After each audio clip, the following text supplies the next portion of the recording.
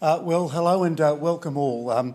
Before proceedings, I pay my respect to the Murrumbidgee people as the traditional and original custodians of the lands on which we meet, and I acknowledge the continuing connection of the Tasmanian Aboriginal people to the land, the skies and the waterways. I pay respect to elders past and present.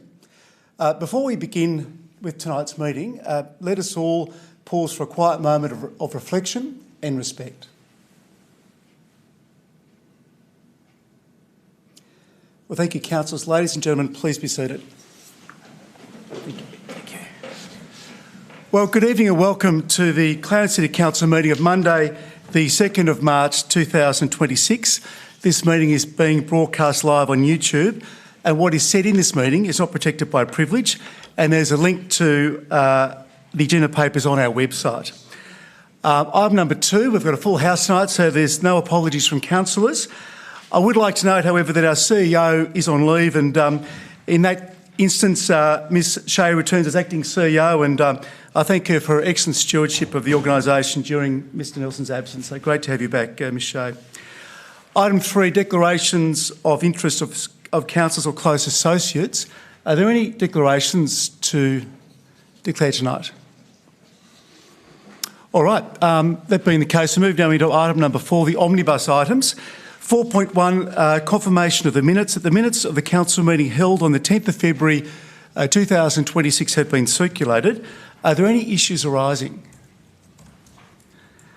Moving now on to 4.2, Mayor's Communications. 4.2.1, my diary from the 11th of February through to today, the 2nd of March. I'd also like to thank the Deputy Mayor, Councillor James and Councillor Hunter for representing me as well at events during that period of time. Moving on to the Clarence Jazz Festival, and as colleagues would be aware, across 4 days from the 19th through to the 22nd of February, we celebrated the 30th anniversary of the Clarence Jazz Festival.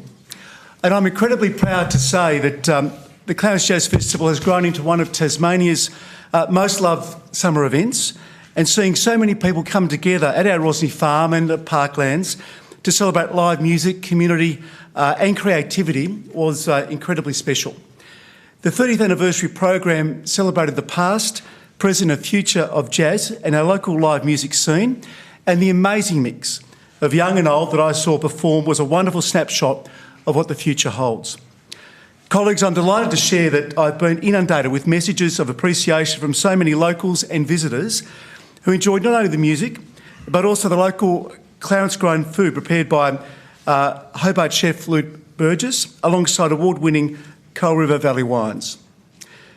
This milestone was an opportunity to reflect on 3 decades of culture and community spirit in our city, and it was wonderful to see so many young families enjoying the community events. And as we all know, events of this scale just don't happen without an incredible amount of dedication, hard work and passion.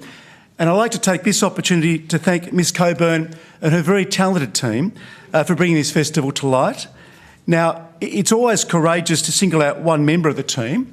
However, I would like to particularly thank the impressive Stevie McEntee for their amazing efforts. What Stevie contributed was just quite incredible. But to all the team, Ms Coburn, thank you very much. I think it's worthy of a round of applause.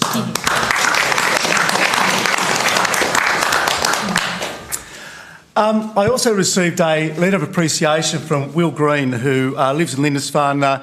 Will received a quick response grant to support him with his uniform and travel expenses for the Australian Men's and Mixed Netball Championships held in Melbourne late last year. Will writes, "It's a great opportunity to represent my state, and it's not something that I will forget or not forget. The chance to be part of such a great team allowed for a great experience with a close-knit group." You might recall that Will also represented the state the year before and invited me out to the Netball Centre for some of their games early last year, and the standard was quite incredible. But to Will I say thank you and all the very best as you keep competing in netball. Moving now on to 4.3, council workshops as listed in the agenda. 4.4, tabling of petitions. Acting CEO, are there any petitions? Councillor James. Thank you, Mr Mayor.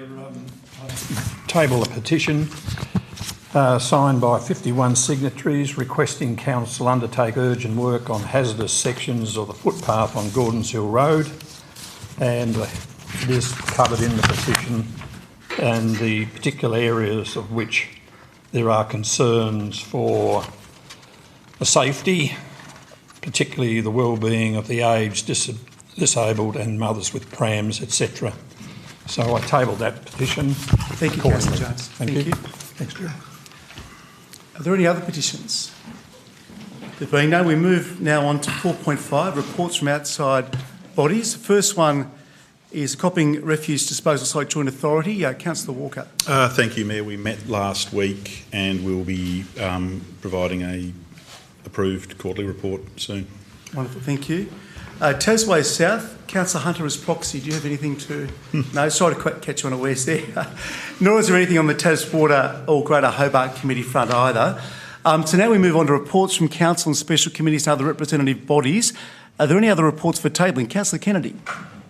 Thank you, Mayor. I'd like to table the minutes from the meeting of the Belrith Community Arts Centre of 11th of February. Thank you. Thank you very much. Councillor Chong. Thank you, Mr Mayor. Can I table the January minutes of the Richmond Advisory Committee, and can I also table a certificate of appreciation from the Rotary Club of Howrah for the Peace and Social Cohesion Challenges in Tasmania evening that was held that Clarence Council sponsored. Thank you very much. Deputy Mayor. Thank you, Mr Mayor. I have the pleasure of tabling a token of love and certificate of appreciation that was presented to me representing yourself and Council on the weekend at the Dajavai Football Club Championships, and I'm very pleased to accept that on behalf of Council and table them accordingly. Thank you, Deputy Mayor. Are there any other reports to table? All right, thank you. Moving on to 4.6, the weekly briefing reports of the 9th, 16th and 23rd of February 2026 have been circulated to councillors. Are there any matters arising? Councillor James. Thank you, Mr Mayor. The Clarence Community Wellbeing Plan Stage 2 workshop questions. Thank you for the in-depth submission. This is a weekly briefing report of the 16th of February. Sorry, I beg your pardon. 16th of February, the weekly briefing report. Is there a cost to date in relation to that program, please? Ms Coburn. You, Mayor. Yes, we did provide a cost to date in response to Councillor Walker's question at the last council meeting, so that should be, I believe, in the agenda this evening as an answer to the question. Yeah. The 23rd of February 2026, the Richmond Cat Management Community Project update. It refers to, amongst other things, the Richmond situation, and I'm just wondering as to whether or not there has been some of this. Do I get the right one here? Sorry, 4. It's 4. Yes, it's sorry, it's 4. And my comment is there any other proposal in relation to other areas of Clarence in relation to cap management? Because this is specifically in relation to Richmond as such. And I know that the 10 Lives began a community project to reduce the number of stray cats in the Richmond area, but 10 Lives is far-reaching in its proposal, and I'm just wondering as to whether there will be a 10 Lives project for some of the other areas of Clarence. Yeah, thank you, Councillor James. It was good for me to join with 10 Lives Cat Centre CEO Noel Hunt on Thursday of last week in Richmond for this announcement. As you say, this is the second stage, building on that 2020 survey. As to Mr Hunt was asked that question, they're very keen to do as wider areas as they can, but at the moment the survey is focused on Richmond. But Mr Brennan, do you have anything else you're able to add, please? Only that we'll be bringing in future workshop potential for other areas and developing of the cat management policy. Thank you. Anything else, Councillor James? there any other weekly briefing report items that colleagues would like to raise?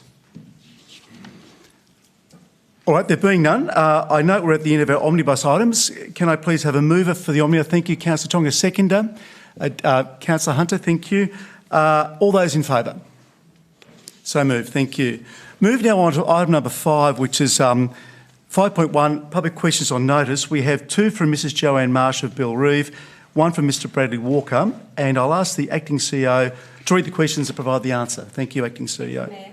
First question is, as each new vision for how an area could look in the future is created, master plan, and is added to those already existing, each of which needs many steps to be worked through before the project can be delivered, with the biggest hurdles being money and staff resourcing, how are Council regulating the number of master plans sitting there, waiting for funding and resourcing for what, to the community, can seem to be a long time?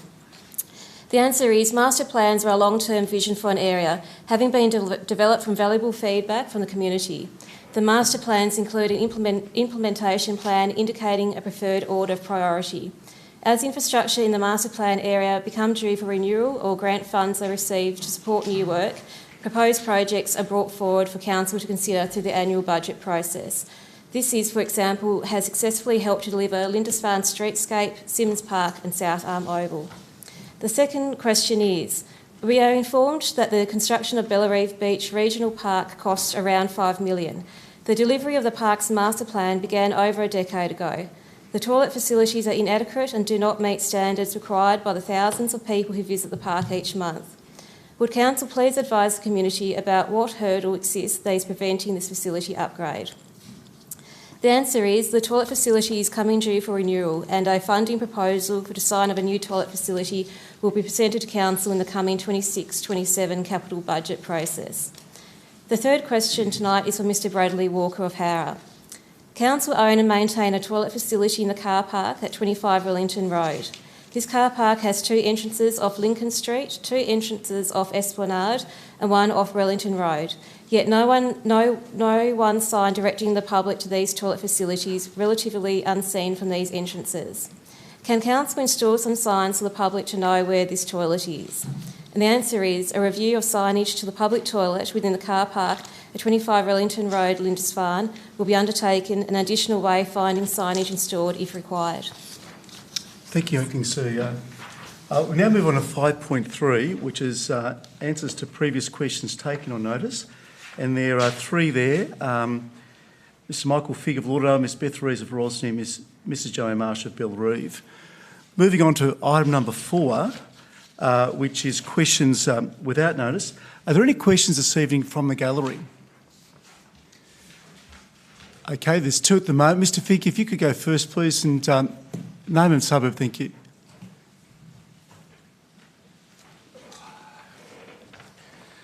Thank you, Michael Figg, Lauderdale. Could the General Manager please provide an update on Council's current understanding of the status of the Ralphs Bay Canal, including any arrangements or responsibilities Council believes apply to that land? I'm asking simply so that the community has clarity about how the canal is proceeding in regard to Council's operations and planning processes. Thank you, Mr Figg. We'll take that one on notice. Thank you. Mr Marsh. Beg your pardon, Mr Figg. No, don't come in here and blaspheme, or you'll be sent out right now. No, excuse me, Mr Marsh, one moment. You do understand there's none of that sort of cursing from the public gallery, thank you. There was no cursing. I heard what you said. I won't be repeating it. Just behave yourself. No, there you go again. No, you don't come in here and behave like that. Point of order, Mr Mayor. I did hear what Mr Figg said and it wasn't blasphemous, it wasn't cursing.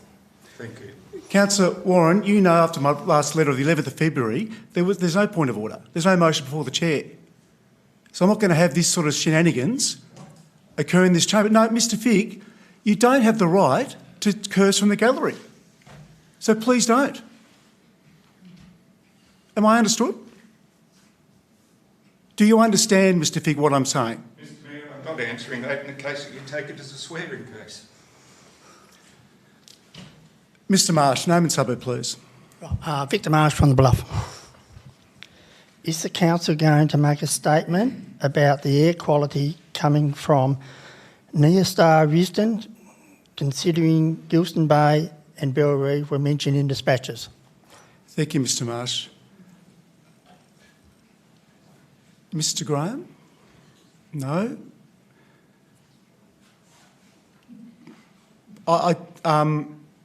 We'll probably take that on notice as well, Mr Marsh. I did actually sign a letter to a concerned resident today, but I wouldn't be doing the officers justice if I was trying to off-the-cuff respond. So we'll respond in writing, taking that on notice. But thank you for the question. Are there any other questions from the gallery tonight?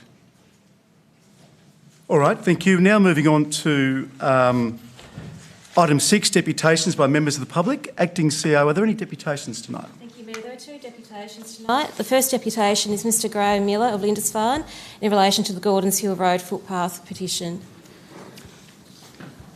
Thank you, Mr Miller. Mayor, Deputy Mayor, councillors, good evening. My name's Graham Miller and I reside in Begonia Street, Lindisfarne. The purpose of the petition tabled by Councillor James earlier this evening is the subject of my deputation. The purpose of the petition is to bring Council's attention to the hazardous state of the footpaths in 2 sections of Gordons Hill Road, Lindisfarne, and the serious detrimental effect it's having on our aged and disabled residents who rely on this infrastructure for continued independent living in their adjacent and nearby homes.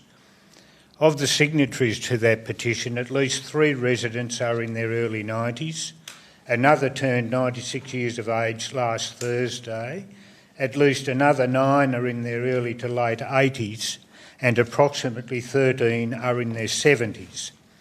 Also, there are a number of nearby resident families with babies and toddlers still being walked in prams who are impacted by the safety issues with these sections of footpath. For a few days last week, I engaged with residents of these sections of Gordons Hill Road and to other residents living nearby in Gordons Hill Road, Excalibur Place, Atwell Court and Begonia Street, and also have spoken to other residents who live outside of this zone who regularly use these sections of footpath in Gordons Hill Road. I also want you to understand that the signatories to the petition are genuine residents of the immediate nearby area who either do regularly use these footpath sections or would do so if these footpaths were made safe. Without exception, they all genuinely express their sincere hopes the Council will listen and take proper remedial action to make footpaths safe and usable for all residents, whether they be aged, young or disabled. The letter accompanying the petition clearly defines the problem areas and illustrates the safety issues experienced by the users and past users of the footpaths. I also want you to be aware that over the last 3 years, a number of written requests have been made to Council representatives concerning these footpaths without any satisfactory outcomes. On behalf of the signatories on that petition, I request that Council gives due weight to the impact that the unsafe footpath sections are having on the aged and disabled residents and other ratepayers and take remedial action. Thank you. Thank you, Mr Miller. A second deputation, Acting CEO. The second deputation tonight is from Mr Mackay regarding the planning application East Derwent Highway. So Mr Andrew Mackay. Yeah, thank you. Yes, sorry. Thank you, Mr Mayor and honourable councillors. I'm speaking tonight regarding the proposed rezoning of 113, 115, 117 and 119 East Derwent Highway from general residential to local business zoning, which will be discussed shortly. I take issue with the suggestion in the planning reports that the rezoning firstly is necessary in order to increase the number of commercial properties in, the commercial tenancies in Lindisfarne to address shortages of commercial tenancies because the local business, the general residential zone allows provisions for retail tenancies to operate. I also take issue with the suggestion that the rezoning is required to increase housing density when the general residential zone already allows for tall apartment towers of negligible height difference and similarly sized small apartments with small balconies. The main difference between the two zonings is, firstly, that the local business zone requires buildings to be constructed to the property boundary, which in this circumstance is quite dangerous because the property boundary abuts the East Derwent Highway. The statewide planning scheme specifically states that the purpose of the local business zone is to encourage pedestrian activity through window shopping. Given that the highway, firstly, has a high speed limit, is used by B-double trucks and has a lot of pollution, it's not an advisable place for pedestrians to congregate. The current general residential zone, by mandating a 4.5 metre minimum setback, ensures that pedestrians who are congregating outside any proposed shops are set back from the highway where they can be safe and where they're not exposed to toxic fumes. The second major difference between the two zones is that the local business zone allows businesses to operate as late as 9 p.m. and to have delivery trucks deliver as late as 9 p.m. and to have external lighting on as late as 11 p.m.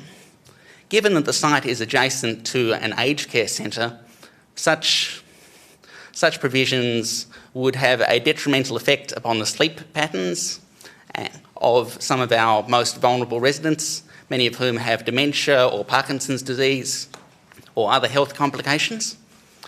The current general residential zone requires that shops close at 6 p.m, do not have trucks deliver after 6 p.m, and do not have external lights on that late either, thereby ensuring that our vulnerable residents of the aged care centre can have a sound night's sleep and have many long years ahead of them in their lives as they deserve in their twilight years. I hope that the Council recognises that the current zoning is not a straitjacket which prevents development. It does allow high density residential towers and it does allow commercial premises. We hope that the Council will respect the sanctity of the planning scheme. Thank you, Mr McKay. Thank you very much. Right, now we're at the end of our deputations. We now move into item number 7, which is Planning Authority matters. Now, I advise that Council intends to act as a planning authority under the Land Use Planning and Approvals Act of 1993. Moving on to item 7.1, which is planning application for 113, 115, 117 and 119 East Derwent Highway, Lindisfarne. There's alternate motion sitting in the name of Councillor James, who's on his feet. Do you have a seconder, Councillor James? Is there a seconder? Thank you, Councillor Mulder. We have a seconder. The floor is yours, Councillor James. Yes, thank you, Mr Mayor. Look, the alternative motion that's been circulated deals with the process, but in this particular case, item 1, in its wording, where it requests amendment of the Clarence Local Provision Schedule 2025/05641, and the Planning Authority now considers that the draft amendment should no longer be supported. And secondly, the Planning Authority is not satisfied that the draft amendment can be suitably modified and therefore does not meet the LPS criteria. In the submission that's the amended submission, there has been a number of representations and that's contained in the officer's report. But in any rezoning application, there are 2 criteria. Firstly, based on the number of representations, because the representations will have a pathway through to the Tasmanian Planning Commission as a right, and also the Planning Authority has also a right to be able to make a recommendation in that particular matter, either for and support or otherwise. In the attachment, the rezoning of the site from general residential to local business zone has the potential for an increase in commercial traffic to and from the site and surrounding streets. The rezoning has the potential to generate more traffic within the surrounding streets and likely to impact on pedestrians and their safety and the safety of school children using Ballawinnie Road and also crossing at the traffic lights on the East Irwin Highway. Representations were received within the period of advertising prior to Christmas 2025. However, no opportunity for the representatives to be able to look at or assess the Midson Traffic Proprietary Limited TIA that was dated on the 20th of January on January 2026. As I may say, and it is all known, the actual time for representations closed prior to Christmas 2025.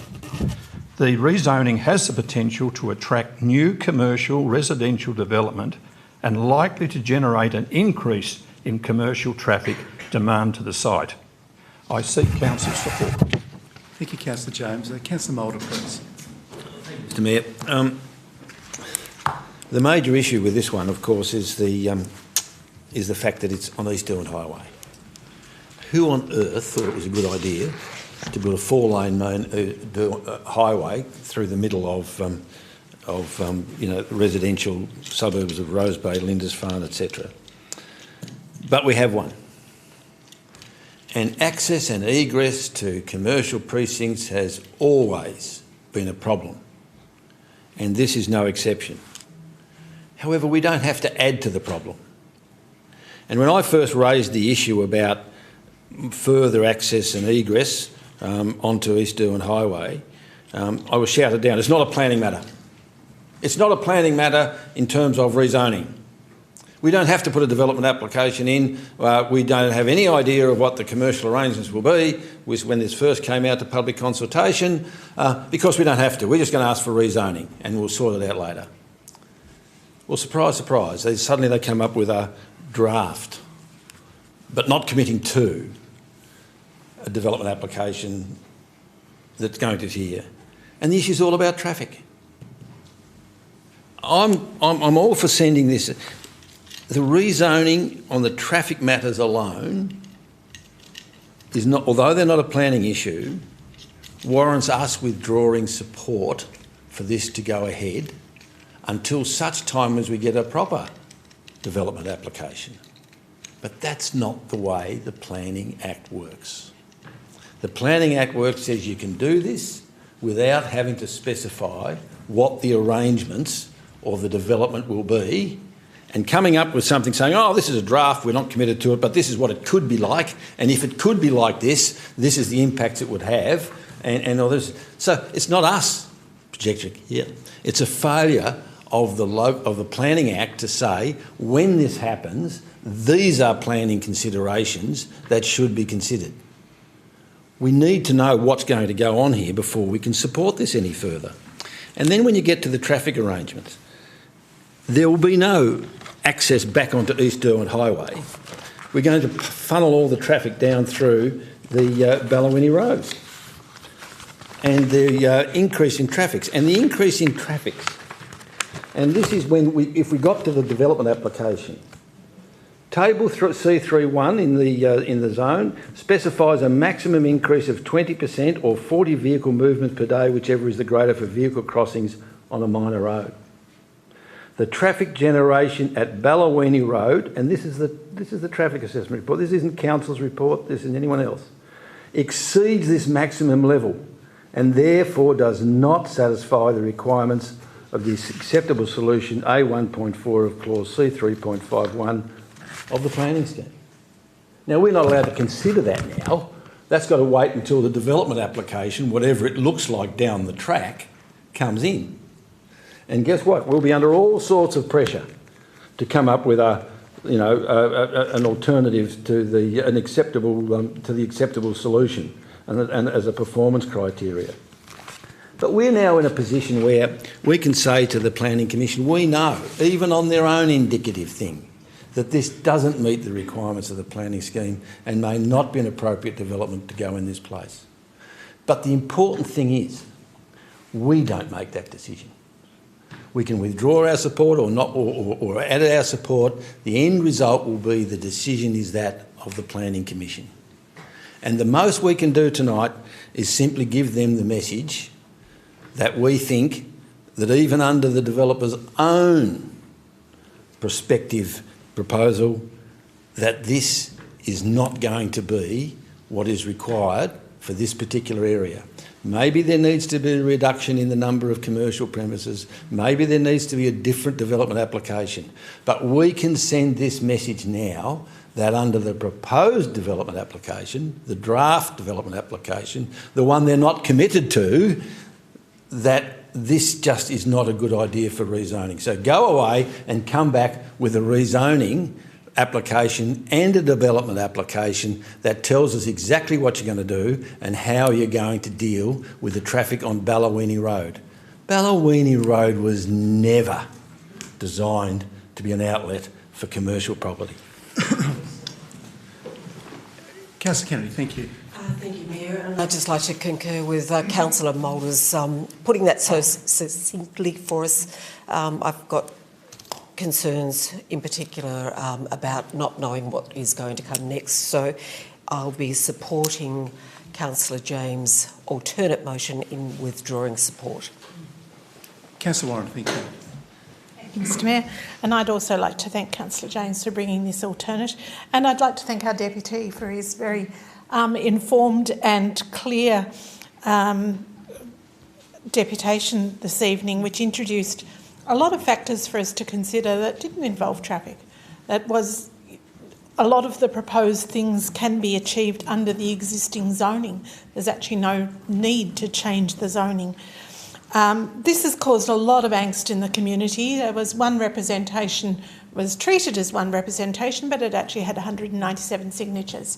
So we can say quite confidently that we've had hundreds of people concerned about this, and several of those people have contacted me. Not hundreds, but a significant number of people have raised the concerns directly with me as to the potential for this development to cause significant issues with it from the traffic and the position. The location is not suitable for any sort of high traffic development. Now, I do understand that we're not voting on the traffic side of things, but concerns have been raised from reputable bodies that that is something that should be considered, and certainly there doesn't seem to be any point in approving the zoning change if we know that there are going to be those issues further on. So I also support Councillor James's alternate motion. Councillor Hume, thank you. Councillor Warren. Thank you, Mayor. I am not going to be supporting Councillor James's motion, and I will foreshadow a motion for the officer's recommendation should that motion fail. And my reasoning is as follows, and I do want to respond to some of the points made by councillors who spoke before me. First of all, this is a statutory process. We're sitting as a planning authority, and in doing so, we're applying not the planning scheme in this case, because we're considering a planning scheme amendment, but the provisions of LUPA. There are a clear set of criteria. I'm not going to go through them again, but the previous report, when we considered moving this forward to the Commission late last year, it set out how the criteria, how there was a strategic basis for this rezoning and how the criteria set that out. There are actually differences between, fairly significant differences between the two zones. For example, the commercial zone does allow a wider range of uses, and it's part of the strategic basis also that was set out in that report is that it helps to provide a continuity of commercial services rather than having this sort of residential island sitting in the middle. But that's set out in quite a lot of detail. But the Act basically says we can't take into account, we take into account the possible future developments that can be there, but not the specified development. The development does not form part of the application. It is a possible development. The application is about that strategic basis. Now, there may be concerns about the development. There are provisions in the Road and Railway Assets Code that deal with those traffic concerns. Those would be applied when it came. We're looking at the differences between the two zones, and in terms of the traffic safety issues, it's actually the same code that applies. Now, I understand there are differences between the two zones in terms of one of the examples that's been raised is frontages.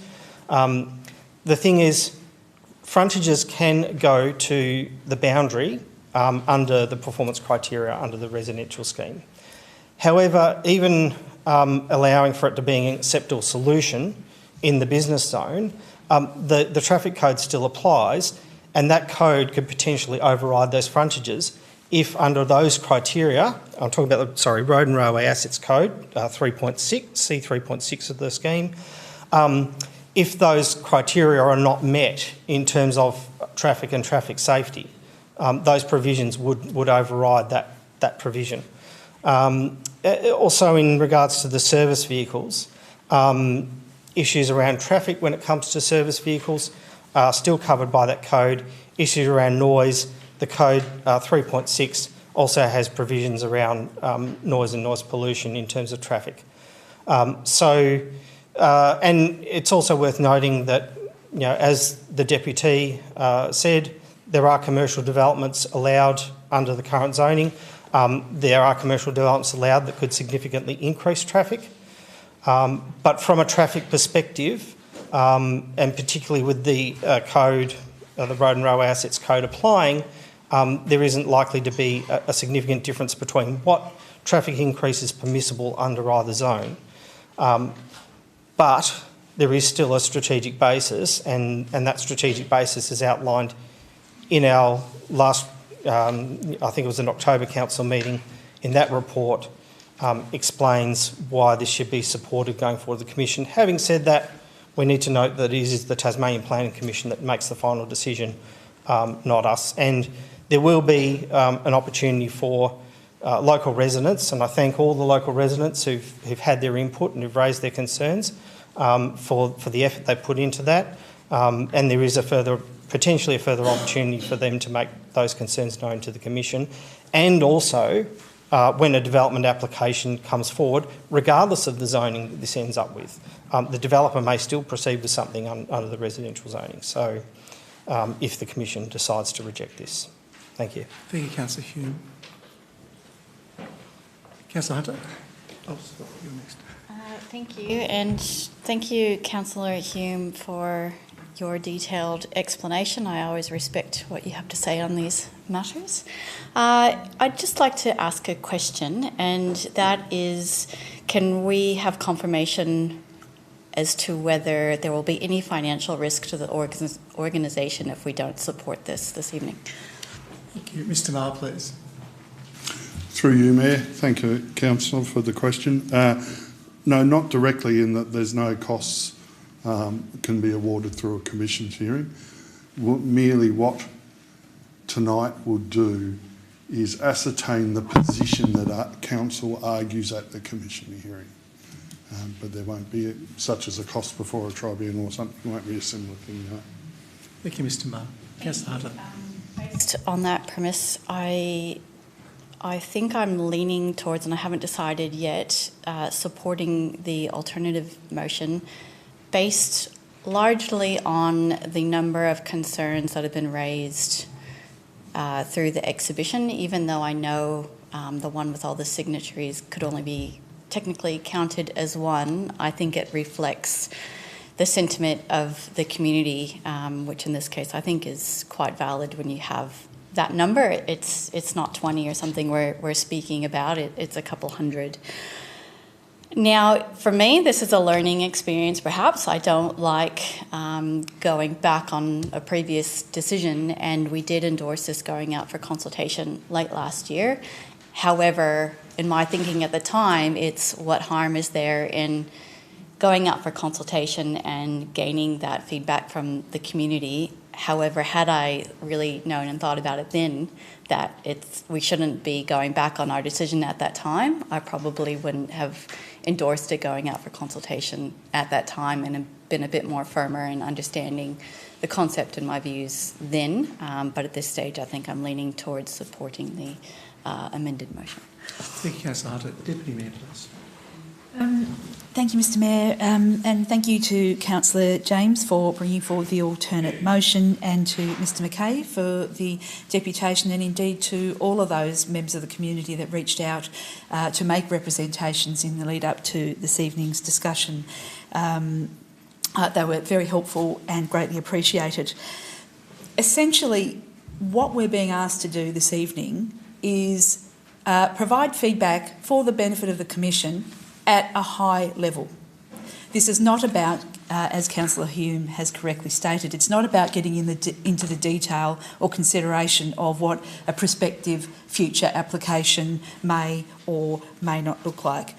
That being said, it's not unusual that applications for commercial rezonings are considered inconsistent with established planning strategies, environmental protection requirements, traffic and pedestrian safety provisions, and local amenities. It's usual that we would expect to receive feedback along those sorts of lines. But put very simply, this application is about basing our determination on whether or not this proposal is consistent with the area's long-term land use goals. That's it in a nutshell, and from my perspective, the answer to that question after a lot of consideration is no. I don't think it's consistent with the zoning that I would like to see retained in this area, and I have no regret about putting it out to consultation. I think that part of that process was appropriate and provided for the opportunities that we've seen before us. And as we've already heard this evening, the decision on this is the Planning Commission. And so there will be that appropriate process to go through, and they will obviously look at Council's reasonings and associated material after this evening's debate. But I congratulate councillors for all the work they've been doing in considering this. Sometimes these things are not easy when you can see the merits on either side, but for me it was a very high-level, clear position that this was not what I wanted to see in terms of the land use for this area. Hence, I'll be supporting a council position that seeks to retain the zoning of general residence and residential, and therefore will be supporting the alternate motion and seek colleagues' support. Thank you, Deputy Mayor. Any other colleagues wishing? Councillor Chong, please, and then Councillor Walker. Thank you, Mr Mayor. And whilst I absolutely understand the Planning Commission will make the decision at the end of the day on this, like others, I have read many of the representations and talked to a number of people and sat in Ballawini Road and looked at the traffic and gone, I don't think you could add an extra car in here, let alone, a huge amount coming out of a commercial operation. So whilst I think it was fundamentally a good idea to put this out for consultation, because it has given us a lot more information than we would have had from pure statistics and perhaps looking at the traffic impact statement, impact report, which occasionally made me smile when it talked about the potential development acting as a form of traffic calming. And I went, anyway, be that. Yeah, well, there is that, yes. The drivers get very annoyed, but the cars are very calm, yes. Be that as it may, like many others around the table, I am going to support the alternate motion because I think that is a much better option for this zone. Thank you, Councillor Chong. Councillor Walker, please. Thank you, Mayor, and thank you, colleagues, for your considered contributions so far. This site is bookended by a service station on one end and a local village shop on another. I think it was eminently reasonable that when that came before us that this was looked at, something that should be taken out for community feedback. There is a dearth of commercial sites within 7015 postcode, and this was potentially an area that in isolation might have made sense. There's a few points to think about with it, and I think that when it comes to making a decision, there isn't a perfect decision in front of you tonight. You're just going to have to make the best decision in the situation, and that's because planning schemes and zones, and that are pretty arbitrary and don't always, and there's no perfect algebra for every area. And the challenge for this area is multifactorial, but as mentioned, traffic probably becomes the major consideration. Now, Ballawinnie Road for over 2 decades, Monday to Friday, and a little bit on Saturdays as well, has had cars on both sides. It is very difficult. It's okay if you can be confident that it's only going to be a car coming in one direction, but at the moment and for the last 20 years, when it's been more than that, you have an issue. I guess an extra 1,000 cars isn't going to help that.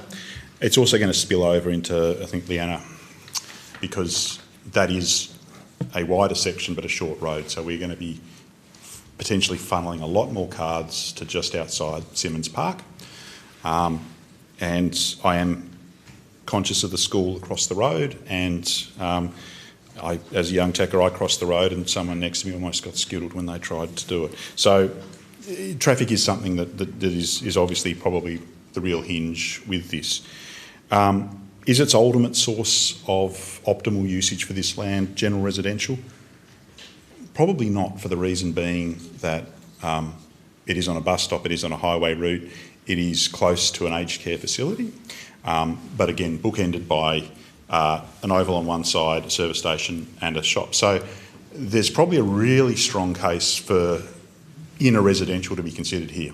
Inner residential is unlikely to have a high impact on surrounding communities if done right, and could potentially be a really valuable thing, noting the number of people in this postcode that are wishing to downsize but have nowhere to downsize in the area. As has been mentioned, this is not for us to decide. Ultimately will be the TPC, but we did take it out for community consultation. We did take it out to get the views, the wisdoms, the opinions of people predominantly in the area, and I think that has been, by supporting this amendment tonight, or this alternate motion, you are, if you like, fulfilling what the purpose of the process is. So with that, I am telegraphing, if I haven't already, that I will be supporting Alderman James' alternate. Thank you, Councillor Walker. Anyone else wishing to speak to this motion? All right, thank you. Councillor James, you're right to reply, please. Thank you, Mr Mayor, and thank you, fellow councillors. I seek council support. Thank you. I'll put the motion, that is to support the alternate motion, standing in the name of Councillor James. All those in favour? Those against? So carried. Moving on. Actually, sorry, I do need to just advise that we now conclude our deliberations as a planning authority. For all those who are here for that 7.1, feel free to leave. We won't be in any way offended. If you'd like to, you're more than welcome to stay, but yeah, thank you. Good evening.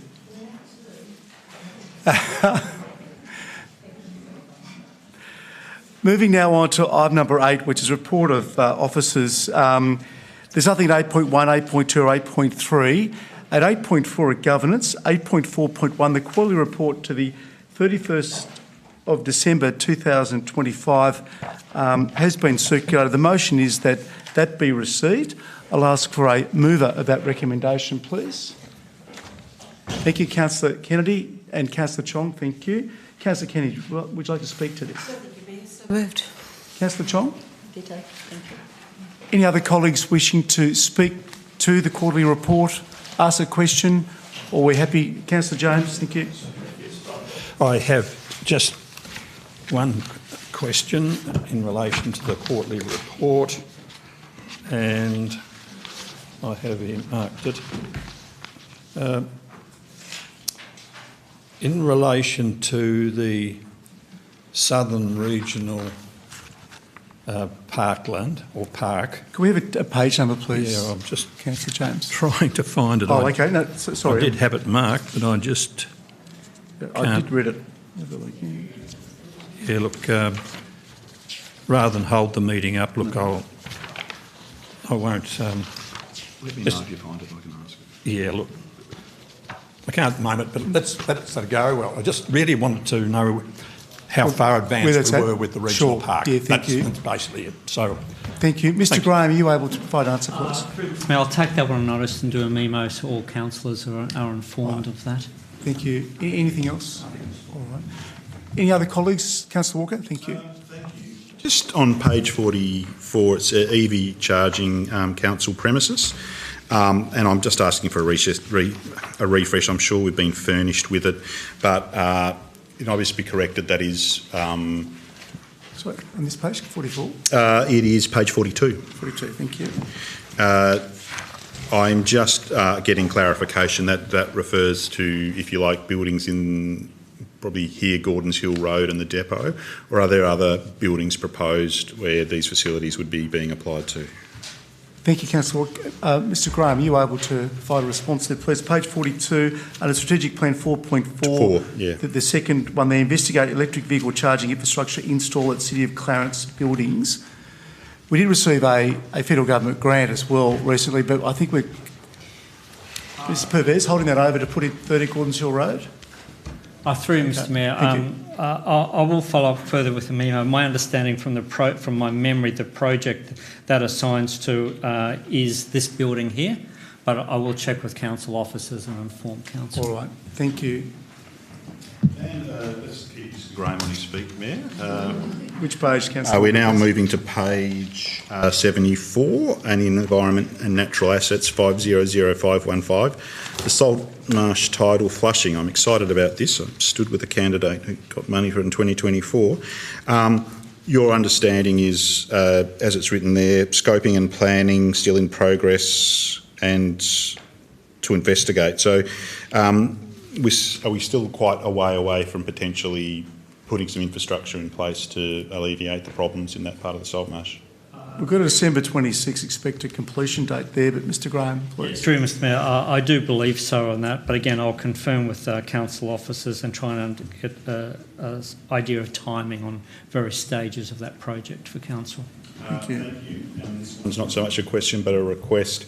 I know that we've covered it before, the City of Clarence Workforce Plan, but I can't find it on the external website. I'm just hoping that I might be refurnished with a copy of that, please, at some point. Acting CEO, please. Thank you for the question. I can organise that. Thank you. Thank you. Any other? Councillor Goyne, thank you. Pages on page 9, the Lauderdale Canal District's Park Master Plan. I believe that council had a meeting with Parks and Wildlife maybe 2 weeks ago in regards to the canal. Can I get an update as to what that meeting entailed and if any outcomes were received? Acting CEO. Thank you for the question. A workshop's asked. It will be scheduled for the coming weeks to discuss that. Thank you. Anything else, Councillor Goyne? Are there any other questions from colleagues? All right. Councillor Kennedy, would you like to provide a reply? Thank you. Thank you. I'll put the motion. That is that we accept the quarterly report. All those in favour? That's unanimous. Thank you very much. Moving now on to 8.4.2, the Dog Management Policy Community Engagement. Councillor Kennedy's moved that, and Councillor Hunter has seconded. Thank you, Councillor Kennedy. Thank you, Mayor. I'm just really happy that this is going out now to community engagement with our comms team in place that will be able to make sure the process is handled in the way that it needs to be. It's one of those issues that gets the whole community involved, and we'll be getting questions from everywhere about various aspects, various opinions. But I'd just like to say at this point in time, we're here just to support the consultation. Thank you. Thank you, Councillor Kennedy. Councillor Hunter. Yes, thank you. I wasn't on council for the last opportunity for this engagement. However, it sounds like there were some significant lessons learned, which is great, and I really appreciate the extensive engagement plan that's proposed at this review, so I support this motion. Thank you, Councillor Hunter. Councillor James, please. Thank you, Mr Mayor. rise to my feet and propose an amendment to the motion before the chair, and that is phase 5, which is finalisation and reporting October 2026 to early 2027,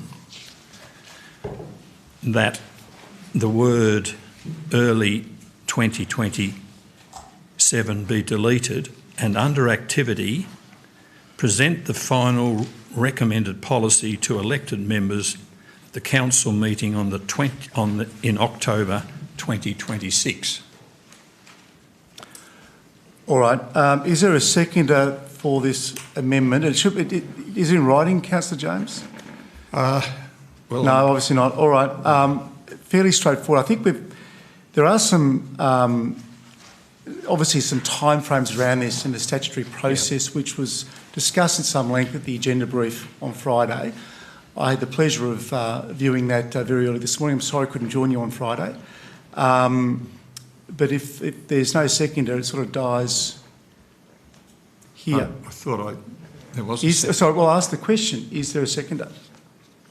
There being no seconder, okay. Sorry, is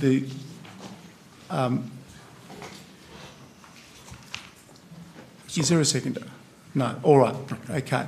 So that's fine. It is where we're at, but you have the floor, Councillor James. So yes, thank you. Look, thank you. I expressed I had my 2 bobs worth on Friday because I felt that the process is going through the very involved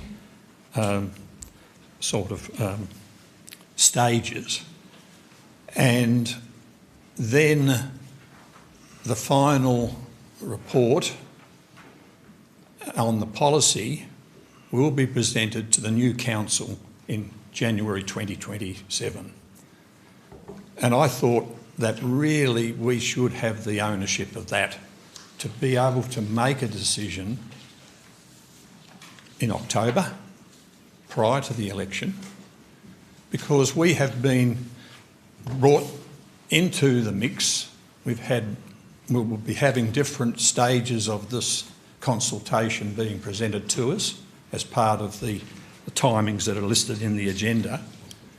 And it's a shame that we have to be able to not have ownership to run with this till the end of this year and prior to the election. The other thing about it is there will be some new faces on council, and they will have to be able to become conversant in a very short time when this is tabled for approval. And this is a really important issue, dog management. There are 11,000, 12,000 registered dogs. There are more dogs that haven't been registered, but that's the ballpark that I'm aware of.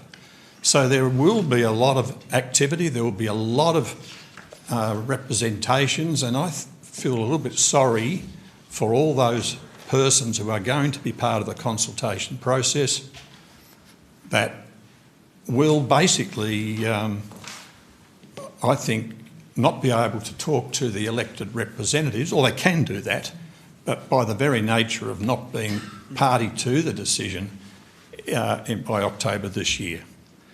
So that's my 2 bobs worth, and unfortunately I cannot support it because I think that we are undertaking this process. It's the most important part of our policy directive in the city, and I feel that we should be able to make a decision on this before the election in October 2026. Thank you, Councillor James. Councillor Goyne, please.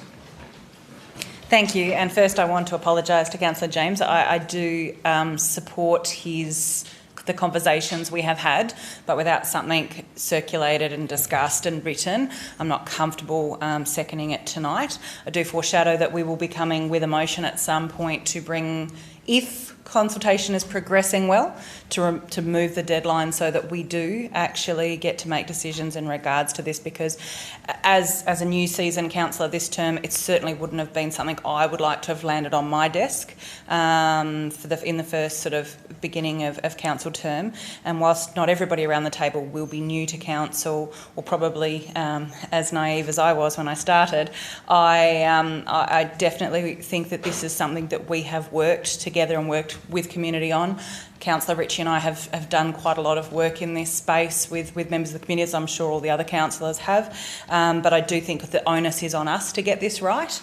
I constantly hear how the last one didn't get it right, and I'm not entirely sure. I haven't been fully briefed on why, but I'd like to be able to think that we could work together and do it better. We've had a lot of time as a team. We are very balanced in our political views, and we've got a lot of different opinions here, and I think we have a really great table. Whilst we may not always agree, that's probably a good thing. So that we can work together and really nut out what's the best thing for our community and to represent our community. So I do foreshadow that at some point we will try and maybe jiggle the closure time of the consultation and the plan if things are going well and if the community feels that we're ready to come to council with something solid. So I will be supporting at this point with the reflection that yes, there will be possibly a motion coming forward at a later date. Thank you, Councillor Goyne. Councillor Warren, please. Thank you, Mr Mayor. I was a new face nearly 8 years ago and had to come to grips with this very quickly in my first term on council. I'd like to congratulate the communications team for this community engagement strategy, because I think it does address a lot of the issues that we encountered last time. Only speaking from my own personal viewpoint, but my feeling that the major issues were that the policy went out as a draft, but the community saw it as a fait accompli, and we received a lot of anger about some of the recommendations. So we spent a lot of time, much time, many emails, many phone calls, fighting fires and saying, no, it's not set in concrete. So this is a better way of building the policy from the ground up. It is a nearly 10-year-old policy with tweaks 5 years ago. So it does need a complete refresh, and to have the time to do that properly with the community, to say what are the issues, what are the solutions, let's work through it together so we don't end up with that, here's a draft policy that people are going to be really angry about. So I do congratulate the team on the proposed strategy, and I look forward to working with the community to build a new policy that will be presented with hopefully not too much fanfare to the next council, because it will have been developed thoroughly and with proper consultation, and you need time to do that. Thank you, Councillor Warren. Councillor Walker and then Councillor Hume. Thank you. Thank you, Mayor. I'll go the partial Stadler and Waldorf. I wasn't able to support the motion that I only heard, the alternate or the amended that I only heard before me a little while ago. I don't necessarily disagree with the sentiments, but I guess I come from a slightly different place in that we talked about this last year. I was of the view that this is something that should have been done before the next election, on the basis that I think, 11,000 dogs? That's well over 20% of, that's more than 20% of Clarence residents. You could argue that's enough for almost an elector poll they could potentially hold. So that's my way of saying I think that this is a big issue, and I think that there will be some dissatisfaction, to put it mildly, I think, depending on what happens in an election and what happens after that. And that's an accountability check that I think this council squibbed. I wasn't for it happening, but that was the decision made. I am aware of statutory timelines and processes, and that's why I wasn't going to support what was mentioned earlier. By the same token, I have only a few spanners, and I'll be quite choosy about which council works I throw them into, and I won't be throwing them into this motion. I will just be abstaining. Thank you, Councillor Walker. Councillor Hume, thank you. Thank you, Mayor. I don't actually see a reason for this time frame to be governed by the election. I think it needs to be governed by making sure that we have plenty of engagement, plenty of consultation, that we have a robust process, that we have a process that's open and transparent. I appreciate what Councillor Walker says about the accountability that an election provides. You could say the same of basically any other issue in terms of timing, but regardless of the timing of this in relation to the election, stakeholders, concerned members of the community can, should they wish to, make this an election issue, and they have every single election. We always have various stakeholders like the Hobart Dog Walking Association, for example, dog owners, people who don't like interacting with dogs on beaches, people from the whole spectrum of opinions on this. They do engage with us in the lead up to elections, and and tell them what they want from us. And I guess there'll be people asking for certain commitments post-election, and maybe they'll decide to support candidates based on whether they give those commitments, or either give it an opposite commitment, or choose not to give any commitment at all. So I think that accountability is going to happen anyway, but the more important accountability is the accountability of having a process where we take the time to have the conversations, to have a proper engagement, to give people an opportunity to give feedback also on the draft decisions, and and to take all that into account and have a robust policy. One of my concerns about Councillor James's motion is, should we end the process in October?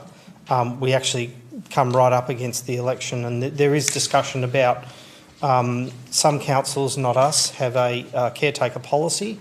I rather of the mind that we probably should have a caretaker policy, but there is the possibility of one being imposed on us by the state government, depending on what the reforms, and there's another item coming up about this, proposed, end up doing to us.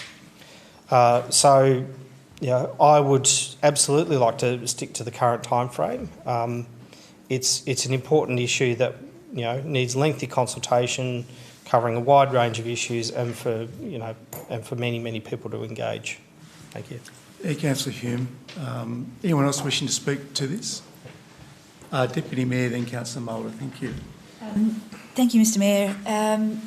I completely understand the sentiment around wanting to finish what you start, and I accept that that's where it's coming from. And this is an exciting process to be commencing, and I'm sure, like some of my colleagues, I haven't been through this process not being on council prior to this term, so I will look forward to enjoying as much of the process as I can as we move through it. On balance, though, I'm much less concerned about whether we are the people that are there at the end, whether this council is the council that oversights any type of final draft. That is less important to me than getting it right and taking the time to make sure that it doesn't end up perhaps the same way that the previous process did, from the feedback that I've received around that.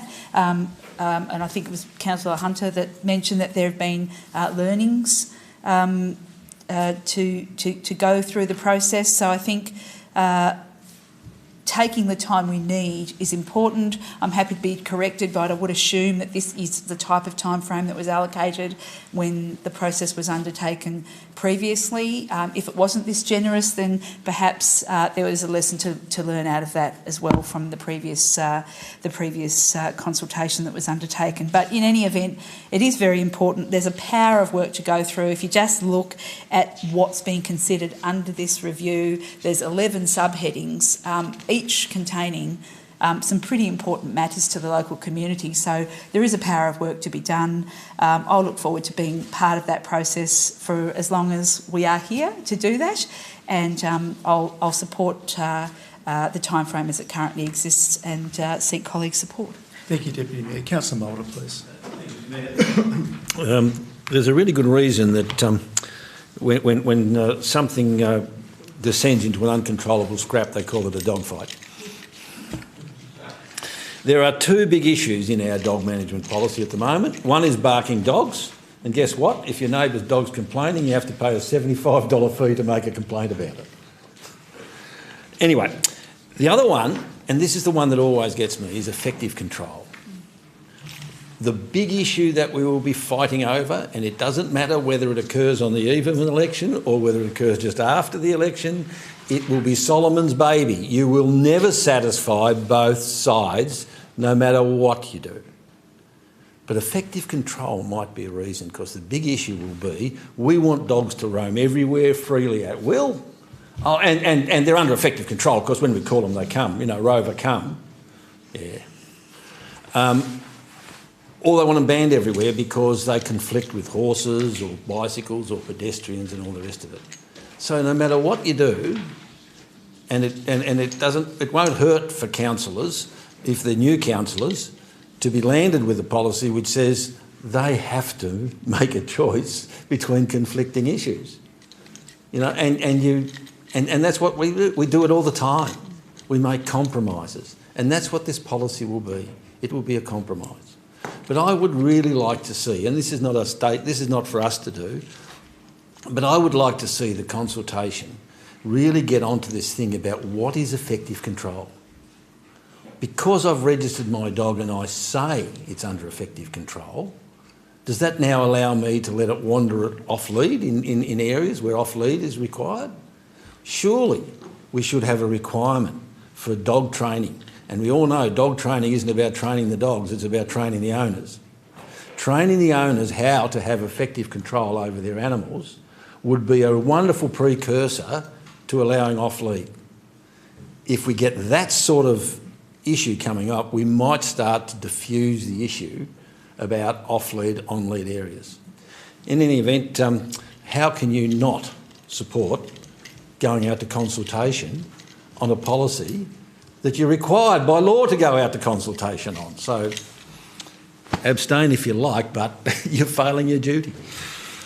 Thank you, Councillor Mulder. Anyone else wishing to speak on this matter? Before I call on Councillor Kennedy, I too would just like to back in Councillor Warren's comments about the quality of the work here. As someone that's actually seen many an engagement plan in my professional career, this is superb. And there were some key learnings. Councillor Hume's quite right from the last time round. And Councillor Goyne as well, that we didn't get it right last time round. And what this plan seeks to do, of course, is to ensure that every voice is heard, that we do listen. And the timeframe allows that to happen, and that was set back in September of last year, where we were, albeit in a workshop setting, but that's what the team have been working towards. And based on the learnings of last time round, that's why the schedule, the plan is as it is. And I actually think it's absolutely fantastic. It's you note the level of or the stakeholders that have been identified. It is quite comprehensive, but also the level of interest, hopefully, that will generate in the media and elsewhere with these stakeholders will ensure that someone that we may have missed is aware that we're going through this process now. So I fully support the plan. I'd like to thank the team for the work that they've done. It is very professional, and it's really great to see that in less than a term, I think we can hand on heart say that we know how to engage with our community professionally, and that's a really good thing. So very happy to support the recommendation before us. Councillor Kennedy, please. Thank you, Mayor, and thank you to the last two speakers for getting us back on track. And I would plead with colleagues, can we please not be talking about an election with every topic that comes up for discussion? We're dealing with matters with the community, not our own we continue to talk about the election. That's just something that's happening in October. Let's get on with the business at hand, which is dog management policy community engagement. I have 100% faith and trust in our comms team. The work they've done so far is absolutely brilliant. They will get it right. And I'd just like to thank those people around the table that were here when we didn't have a comms team that actually worked so hard to get the amazing team that we have now. I seek your support. Thank you, Councillor Kennedy. I'll put the motion, and that is that Council authorises the Chief Executive Officer to initiate community engagement on the review of the dog management policy. All those in favour? Those against? 2 abstentions, Councillor James and Councillor Walker. Thank you. So carried. Moving now to 8.4.3, which is local government electoral legislation submission. There's an alternate motion circulated by Councillor Walker. Do you have a seconder, Councillor Walker? Councillor Mulder, thank you. Councillor Walker, the floor is yours. Thank you for the call.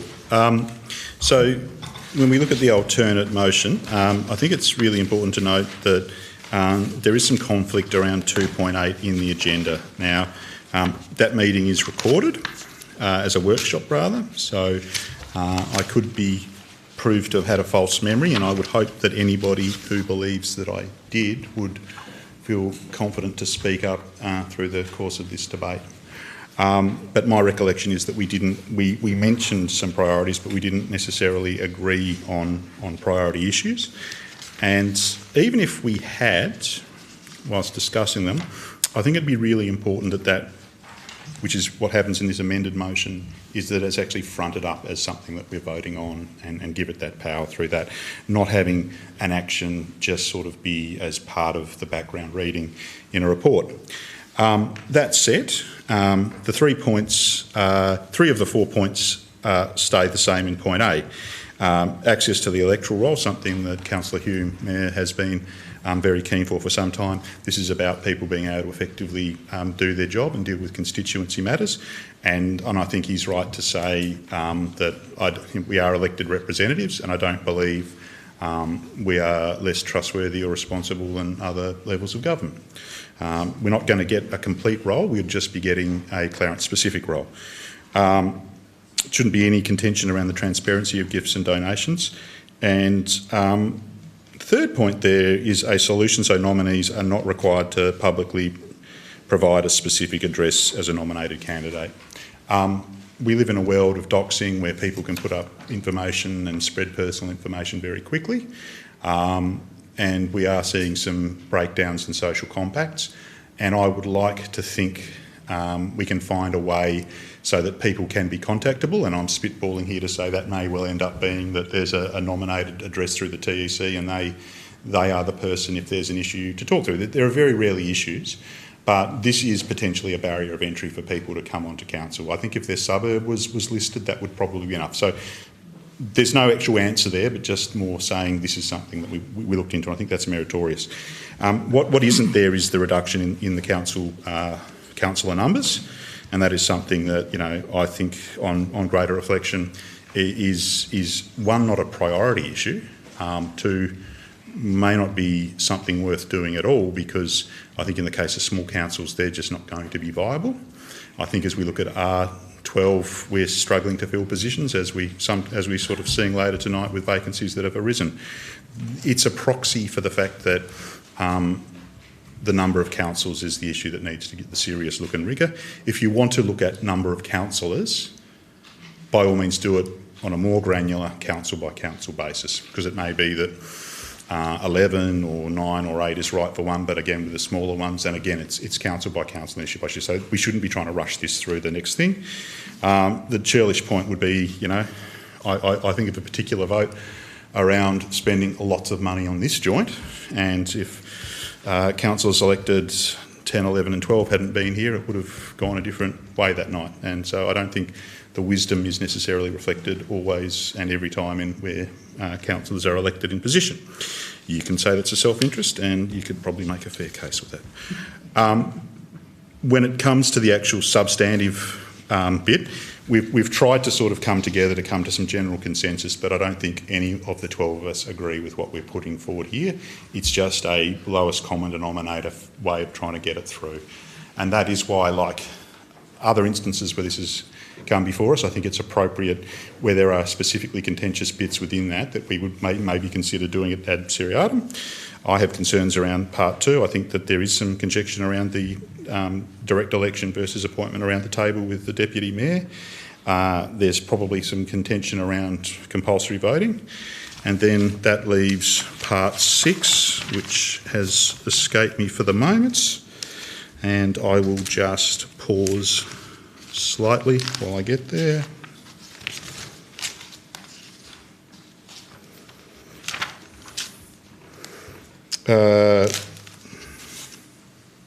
No, actually, I'll let that one go. I think it was more the last one, which is, I think, part 16. I think there is quite some disagreement. No, part 6, petitions, polls and public meetings. I think there is contention around this council around the percentage threshold for elector polls, and quite a significant number of this council were probably of the view of retaining a lower threshold. But they're the things I think that would possibly be best sort of teased out for a more accurate motion. But I think I've said enough. Councillor Mulder, thank you. I'll just start off with that point, and I'll just ask you to actually look at all those various points ad seriatim. And the reason I do that is because we're being asked and consulted on a reform of ourselves. Sorry, we're the beneficiaries of the current system. We've got a thing called a conflict of interest in keeping the status quo, haven't we? Hey? We wouldn't want to change anything. It might jeopardise our positions. So I just have trouble with being consulted on changing my system. I've got my personal view, and I'm happy to broadcast that, and I'm happy to make submissions, as I've done, and I'm happy to go in the public area. But when it comes time to developing a collective submission, I think it's very difficult. We can say, well, the majority of us agree on this or on that point, but the majority of us agree on this. But to ask the majority of us to agree on lots of things when the majority of us may not agree on specific points, and Councillor Walker raised some, and I just find that, and I'll put this proposition to you, but I can vote for this on the basis of, that we have a collective majority view on each issue, not the collective, but I can't really support a motion which contains suggestions that I personally disagree with on a personal level, and pretend that somehow or other me voting for it means I agree with something that I don't agree with. So I would just ask you to consider that, because if it's not ad seriatim, then I can't even support a motion that I seconded. The point with it is, though, is that, the main thing is to take out the issue of the reduction in councillor numbers. Now, the way it appears in the officer's report, it doesn't say whether this council is for it or against it. So, if we don't take that point out, what does it mean? Does it mean we think it should be reduced because it's a critical issue, or it shouldn't be reduced because it's a critical issue? And that's the problem with it in. Furthermore, and I recall when we first discussed this at workshops, these proposals, that I think Councillor Warren, if I'm correct, raised the issue about what about reduction in numbers? And she was promptly put into place saying we weren't consulted about that. And so it didn't appear in the early drafts. But now it suddenly appears in the later draft. And I think that it's a very wise move to just remove it altogether. We weren't asked about it, and we weren't told about it, and maybe it isn't even an issue anymore because we're not being asked about it. So, all we've got is media reports and ministers saying it might be a good idea, and nothing more. So to take it out, I think is a good thing. As I said, I'm uncomfortable with being asked to suggest reforms to myself, and as such. But if the majority can agree, then I'm happy to go down and support what the majority of council said. So because it becomes the majority of view of council was this. on this issue. The majority of you as council was that. But I'm not too sure that if we don't do it ad seriatim that I can come to a position where I can do that. Thank you, Councillor Mulder. Councillor Warren, thank you. Thank you, Mr Mayor, and thank you to Councillor Walker for bringing this amended motion, because I was concerned, and I'm just rereading that 2.8, which said that Council considers the highest priority reforms to be reduction in council numbers. So it was explicit there, and no, we did not have that conversation, and no, we did not agree on it. Having said that, there are still things in the report that I disagree with, like the rejecting the idea of the Deputy Mayor being elected around the table. I think that has considerable merit. And I also question Councillor Mulder's concern that we can't put aside self-interest. I would hope that as professionals, we are the best people to be consulted on these reforms, because we are the ones with the experience and we know what works, what could work better, what doesn't work at all. And I think that most of us are capable of putting aside self-interest and giving the benefit of our experience on those matters. So while I don't agree with everything in this, I appreciate the point that it's unlikely that we would get a draft that we all agree on. But more than that, the cynic in me says we are one of 29 councils putting forward our opinion. I doubt that it will actually make a lot of difference, so I'm happy to support this. Councillor Coyne and then Councillor Hunter. Thank you. I absolutely concur. We spend so much time discussing these, and I'm really not entirely sure anybody really cares what we have to say. However, in saying that, I strongly support Councillor Walker's alternate. Particularly of concern to me is the reduction in councillor numbers. Yes, I was the last elected to this table. Do I think that that's probably likely next time? No. Do I have concerns that I wouldn't get elected? I think the public would do me a favour if I didn't get elected next term. However, I have, from the one who would probably benefit most financially for the increase in income, I would not forego that extra, I would happily forego that extra income to see the diversity around this table. I constantly say, I don't agree a lot of the time. We have very varied political opinions, but because there are so many of them, it creates a balance. It'd be nice to have a full table of people that just agreed with me, but that's not the point of us being here. So by reducing the numbers, we reduce the diversity, and I think that is paramount. I also didn't initially agree with...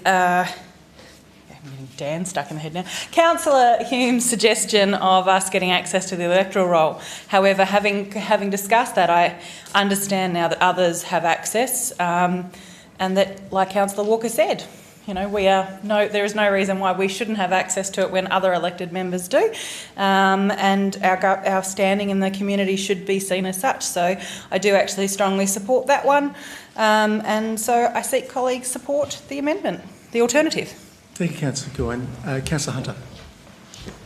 I'd like to thank Councillor Walker for bringing this alternative motion, because when I read the report, it didn't reflect what I took away from the council workshop and didn't articulate the conversation I thought we had had, and it could have been made a little bit clearer in some of the points, particularly in 2.8. So I'm very happy to support this motion. Yes, we do all have very different views on a number of matters. I'd almost go as far at this stage to say I don't think councillors should be elected, but I know that's probably not shared by most of those around the table. I really want to highlight the third point in item A, and that's really important to me to have listed here, because when I was running for council, it almost stopped me from wanting to run. It's incredibly unsafe to have to publicly display your address to where you live if you don't have somewhere else that you can list. And there's a number of people that would be in the same scenario as myself. There's a few heads nodding around the table where you don't have an alternative. And it's not only safe for women, both men, anyone, particularly if you have a family and children. who you're very concerned about, and you don't know who's out there in the community. You might raise something in your campaign that someone's not happy about, and we don't have anyone protecting us, bodyguards or anything like that. We still don't. So I think that's vitally important in the election reforms that this is highlighted as a matter of significance. So I will be supporting this tonight. Thank you again, Councillor Walker. Thank you, Councillor Hunter. Councillor James, please. Thank you, Mr Mayor, and I thank Councillor Walker for his, the way in which he has condensed and put forward this alternative motion, in particular to dot point 1 and 2. I have some issues with dot point 3, a solution so nominees are not required to publicly provide a specific address as a nominated candidate. I take on board Councillor Hunter's comments, but perhaps speaking as a male and perhaps not necessarily being considered as someone who may be subject to follow-up abuse or anything, to know where the address is and what I may have not said, which has been interpreted from their perspective as something they don't agree with, and therefore they kind of take it on board to check me out. But then again, this has been something that's been considered over the years, and therefore it's a solution that I think this council is very concerned about. I personally am not, but then again it's probably because I haven't had any degree of any of this unfounded abuse or approaches over what I have said or been interpreted wrongly in their opinion, unquote. So look, for sake of having some transparency in this, I'll support it, and I think that's probably going to be debated at length in the place of where this particular electoral bill will end up. So again, this council is suggesting and putting forward this as a recommendation, and I think it's as a result of the majority. So I will support this, but then again, I would have liked, and I know it would have taken some time to go through these at seriatim. And the bulk of what's in here, I agree with, absolutely. And just do not support, the majority of councillors support the existing provisions which require that the role of Deputy Mayor should be voted for by the public. I agree with that, and this is something we're putting forward as being part of the process, the democratic process. And so, you know, that gets a big tick from me, as well as all the other matters that have been, do not support, because I have been through them. And then we come to the question of gifts and donations. The cap of $50 is too low and a cap of $100 is suggested. It follows that the cap of $50 is too low. The cap for gifts and benefits for councillors also too low and should be increased. I don't agree with it. I think $50 in this day and age is reasonable. A bottle of wine, a good bottle of wine, I think costs $50. If it's over that, then it should be declared. It's like anything that needs to be accounted for over the cap. So that's one thing I do not agree with, and it's the first in the number that I then come to the key one, and this has been support in part, petitions, polls and public meetings. This is in fact the key to And this council has suggested in relation to elector polls or public meetings, the suggestion was that it should be raised to 20% of electors from 5% or 1,000 electors, whichever is lesser. Our recommendation is we suggest that the city councils'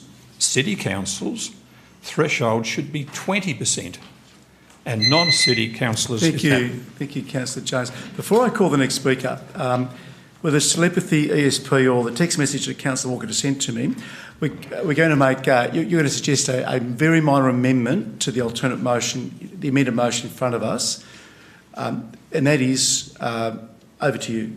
If that's all right to Certainly. do at this point. Yeah. I've omitted to add that council, and that needs to be added, and that council, and that needs to be added after point A and before point B and C. Yes. Yeah, so thank you. As to read, and that council notes. Yeah. Thank you. Thank you. Is that acceptable to the seconder, Councillor Mulder? Thank you. Okay, so that now becomes the amended motion. Thank you, Councillor Walker. Councillor Hume, please. Thank you, Mayor. I'm actually pleased that we're removing the reference to reduction in councillor numbers. I can't recall where we landed on, or if we landed anywhere on that discussion. But my view is that in a council that's as large as ours, and we are above, we're the second largest in the state, but we're also above the Australian average for a council size. It's good to have the diversity of voices around the table. Now, I won't go into the mathematics of proportional preferential electors, but if we had 9 councillors elected under the vote that happened last election, it's not necessarily the last 3 who wouldn't get elected. But I will name the last 3 and just say let's assume that they weren't. If it wasn't for Councillor Goyne being around this table, we wouldn't have had the issue of cap management highlighted, which I think has been a fantastic contribution. If it wasn't for Councillor Walker, we wouldn't have someone in here keeping us honest about the need for councillors to do the heavy lifting in relation to the budget, which I think is a point that he makes well. And if it wasn't for Councillor James, well, we wouldn't have someone who is often a dissenting voice in this chamber on a range of issues, which even if we don't agree with him, at least it gives us pause to think and reflect. So, those are all very, very valuable contributions that, we may, I won't say wouldn't, but may not have had only 9 councillors been elected. Not everyone got everything they wanted in this submission. In fact, I think it's fair to say that every councillor around the table would disagree with something in there. We did take an approach, but it would have been impossible for such a contentious thing to get consensus. But it's important that we did the submission anyway. It was open to councillors. There was a deadline of 28th of February, which we've got an extension for, but it was open to councillors, should they wish to make individual submissions. And in fact, people have talked about, there is the issue of self-interest of councillors, but as Councillor Warren said, we are the professionals. We do this work day to day, so we do understand it. But it is open to any member of the public actually to make a submission. I guess, us as a council being one of 29, potentially shouting into the void, well, if as an individual councillor making a submission, you could be one of 300 or 400. See if you have your concerns heard. I actually suspect that the state government has some predetermined outcomes in mind here, regardless of the consultation they're doing, and that comes through very strongly in some of the suggestions that are being made. It's been said by a couple of councillors that one of my pet projects, which I initiated my first term, was the move to give councillors access to the electoral roll. One of the points I wanted to make in support of that too, which I made at the time I first proposed it, was if you are an endorsed member of a political party, you can actually potentially use the electoral roll, whereas other councillors can't. And the reason I say that is because political parties have access to the electoral roll for their party purposes, which could arguably extend to supporting incumbent councillors who are endorsed by that party. So I think that's an important point to make in support of that proposal. Excuse me, Councillor Hume. Sorry. Councillor Mulder, point of order, please. It's just a correction. I'm not sure whether Councillor Hume is aware of it, but when I nominated for council, I was provided with it. I could tick a box which provided me with an electoral roll. So I'm not too sure what all the debate about having access to an electoral roll during the campaign period is. Thank you, and I'll respond to that, Councillor Mulder. It's actually about having access during your term. So all councillors have access during the campaign, but during incumbent councillors during their term, just in the same way as state and federal parliamentarians do. My final contribution, okay, I've lost my train of thought now, is... no, I've lost it. Thank you, Never mind. Councillor Hume. Thank you. Does anyone else wish to speak? Oh, Councillor Chong, thank you. I will be brief. I will be supporting the amended motion. I do have issues, particularly with the smaller councils, around reduction in numbers. I can see conflicts of interest and all sorts of things being very difficult to manage in a council with only 5 people. And like others, I mean, the diversity that we have around this table is a benefit to us and to our ratepayers. Did I get everything I wanted? Do I really like everything that's in the report? No, I don't think any of us do. But that's the joy and the pain of a collective report from all of us, isn't it? You know, it reflects the general decision, and I think that's really important, that that's what we're getting. Thank you, Councillor Chong. Councillor Darko, thank you. I wasn't intending to speak, but you did draw me out, Councillor Hume. Just briefly, everything else that I would have said has already been covered, so thank you everyone for that. But I would like to see more people actually running as endorsed candidates of the political parties of which they are members. And as one of 2 that actually ran openly with a political party, I think that would be a good move for transparency.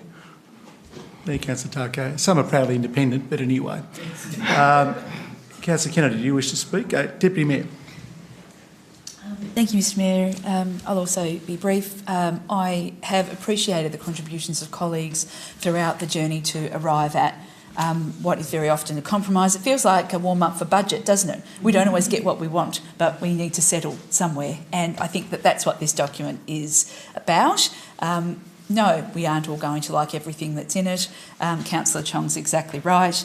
But you know, trying to arrive at something that we could all live with, I think we've landed on that pretty well, and I'll be supporting the alternate motion that's been put before us.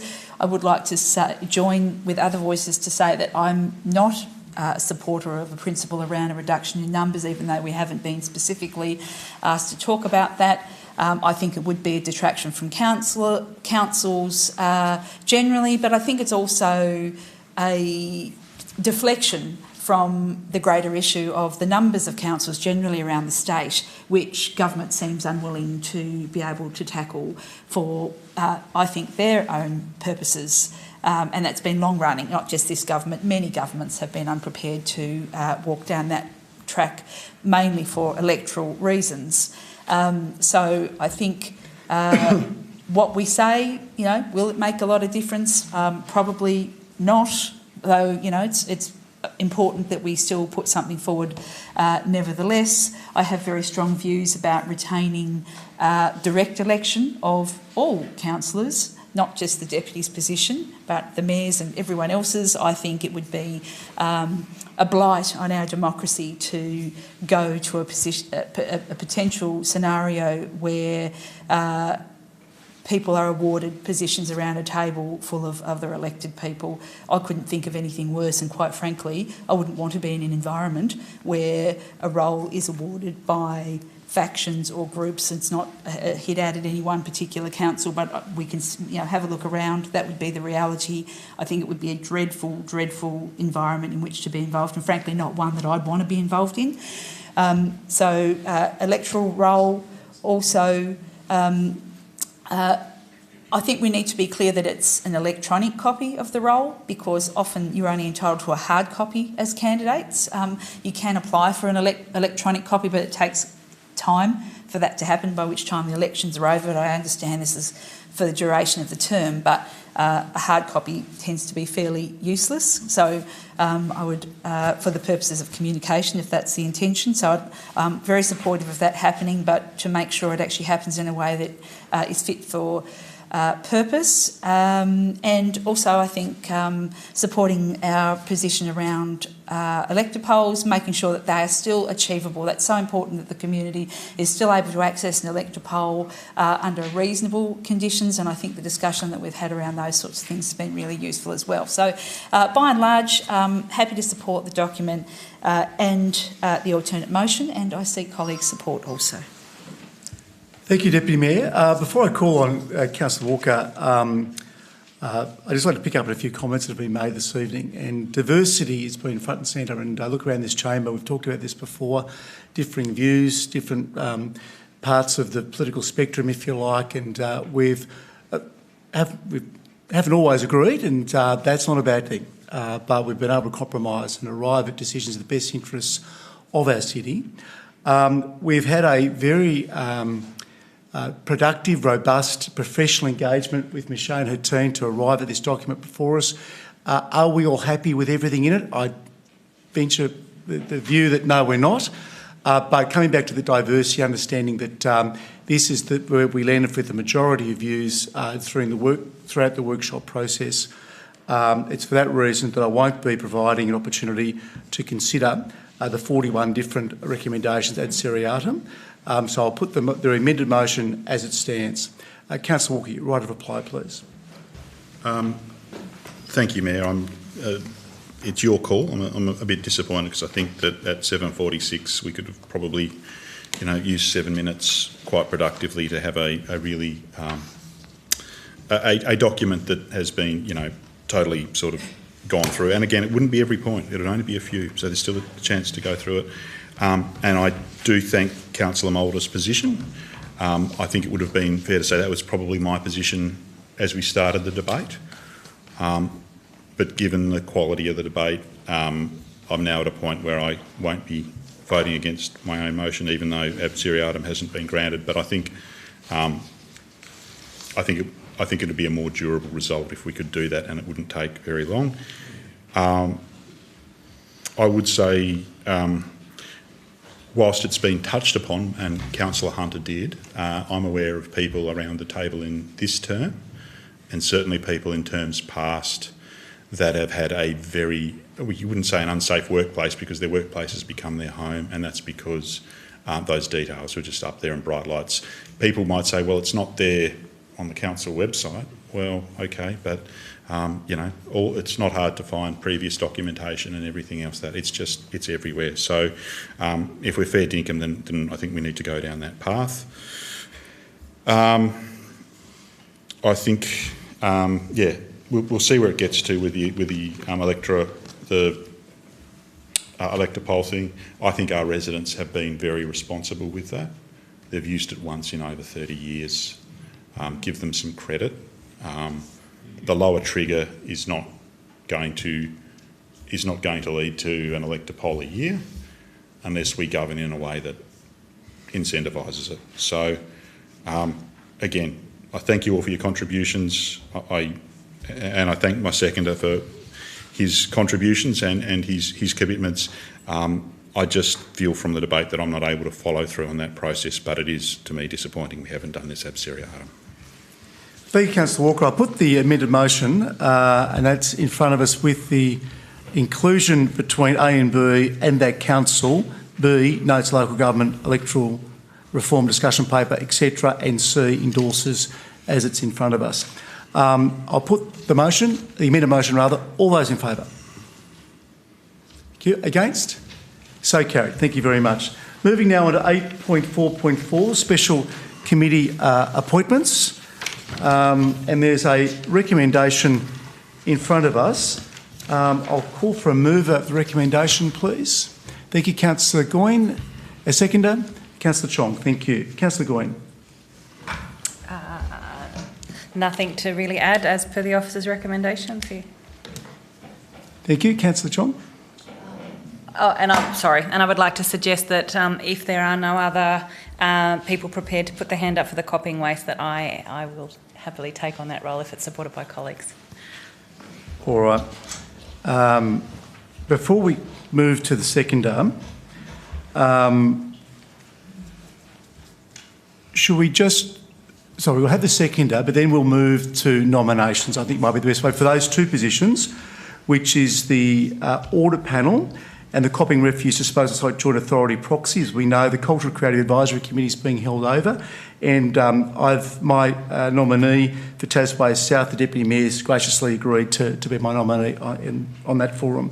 So would you like your opportunity to be the seconder now? Then we might call for nominations.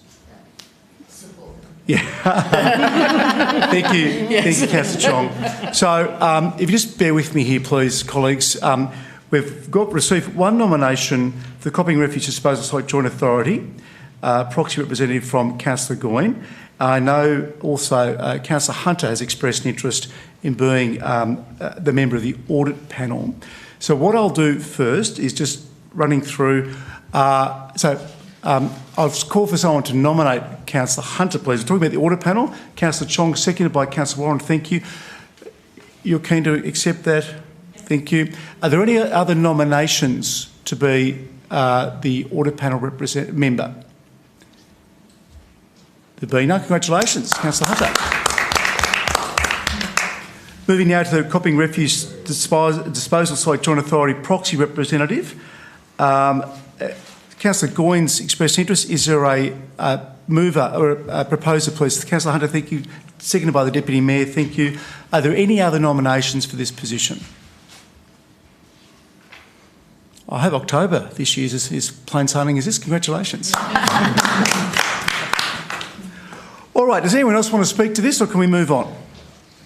You ready? Okay, Councillor James? Yes, sorry. It's in corporate. Oh, sorry, yeah, we did talk about this, sorry. Yeah.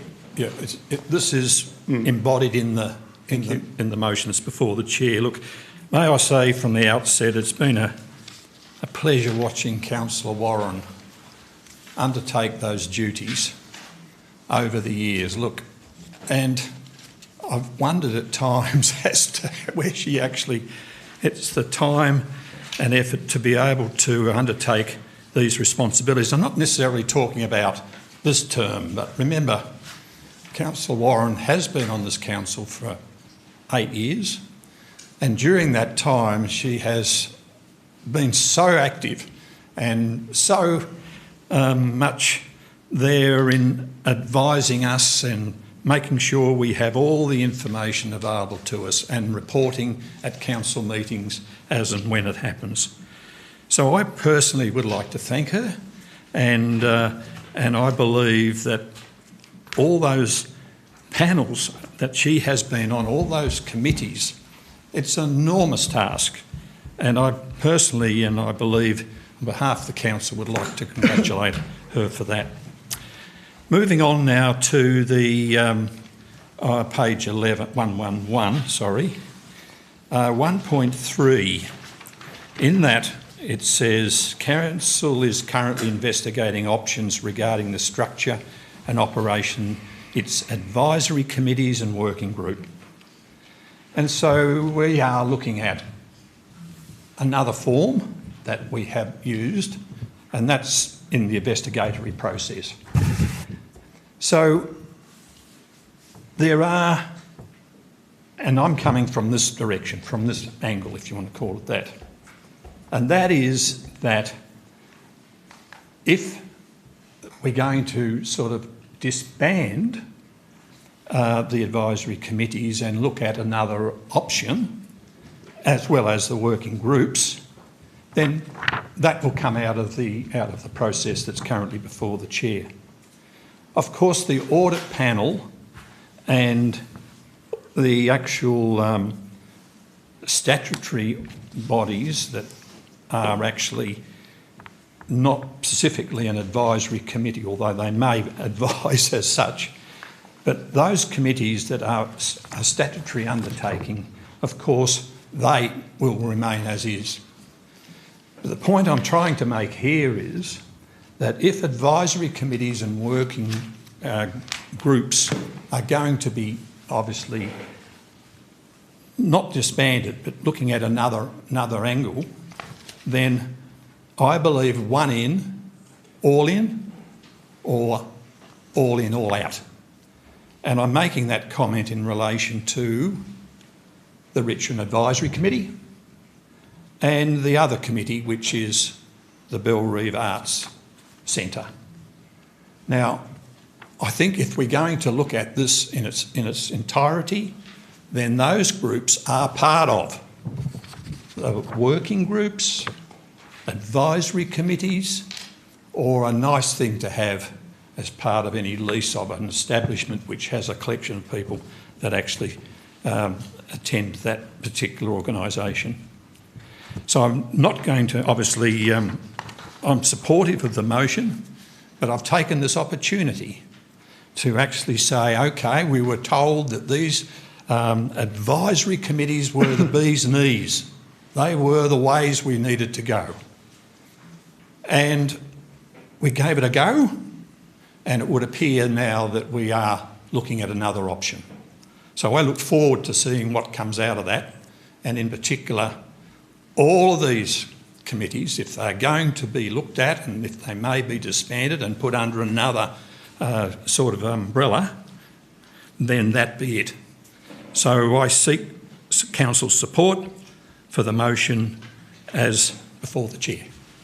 Thank you, Councillor James. And we'll just like to mention that nothing has been decided, as we all know. It's discussions around what options we might work best following our strategic plan review, and of which we were briefed at a workshop very recently. I think it was the time before last.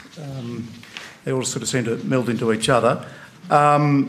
So nothing has been formally disbanded as yet, and I just caution against clearly there's been surveys of existing committee members, etc.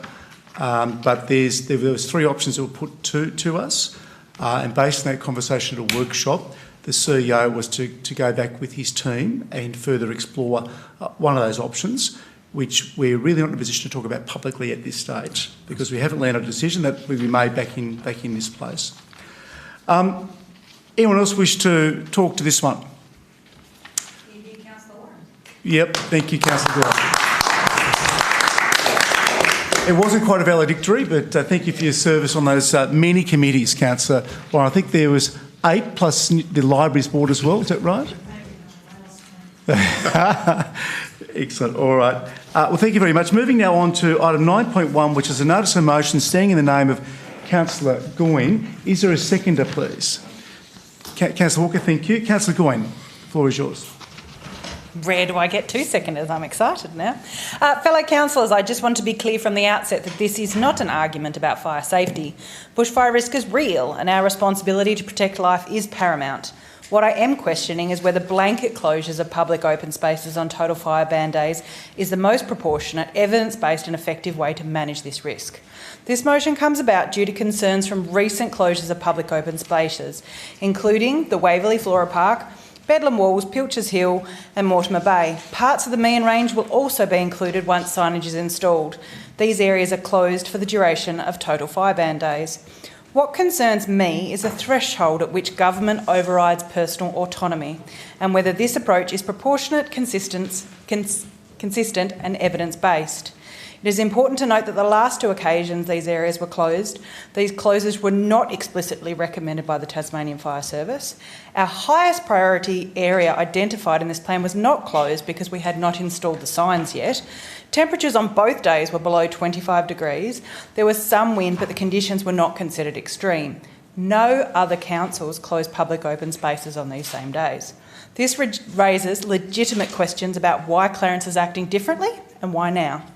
I've spoken with some professional firefighters and local volunteers who have deep knowledge of the actual risk on the ground, and none that I have spoken to see benefits to council's decision.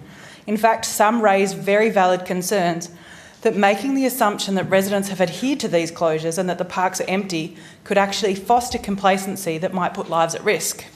These amazing firefighters, who I hold the most respect for, also educated me that the Tasmanian Fire Service uses the National Emergency Alert System to send location-specific voice messages to landlines and text messages to mobile phones to push emergency warnings to specific areas if there is an imminent risk of danger. This is considered best practice and far more effective than signage. Community cost matters. These reserves are not luxuries. They are spaces for physical health, mental well-being and community connection. Removing access to these spaces should require strong evidence, community consultation and education around the reasons that no less restrictive options would achieve the same safety outcomes. Alternatives warrant serious considerations, and this motion allows for us to fully consider all aspects of this very serious decision. I spent considerable time contemplating the balance between risk, safety and personal autonomy, trying to find a solution. However, ultimately I realised that my role is not to provide answers. My role is to simply ask questions. Questions like, if conditions are considered so dangerous upon the declaration of a total fire ban, should people be allowed to leave their homes at all? Why are these specific parks closed? If there are dangers present, isn't our job to reduce those risks? Because the risk doesn't end when the total fire ban does. What makes government better placed than individuals to assess their personal safety? When the community can weigh up the conditions in real time and on the grounds, make a personal risk assessment. Public open space closures are not a minor administrative action. They are a serious step that removes access to shared land and limits personal freedom of choice. Allowing government to override individual autonomy, even temporarily, should require clear justification, consistency and transparency.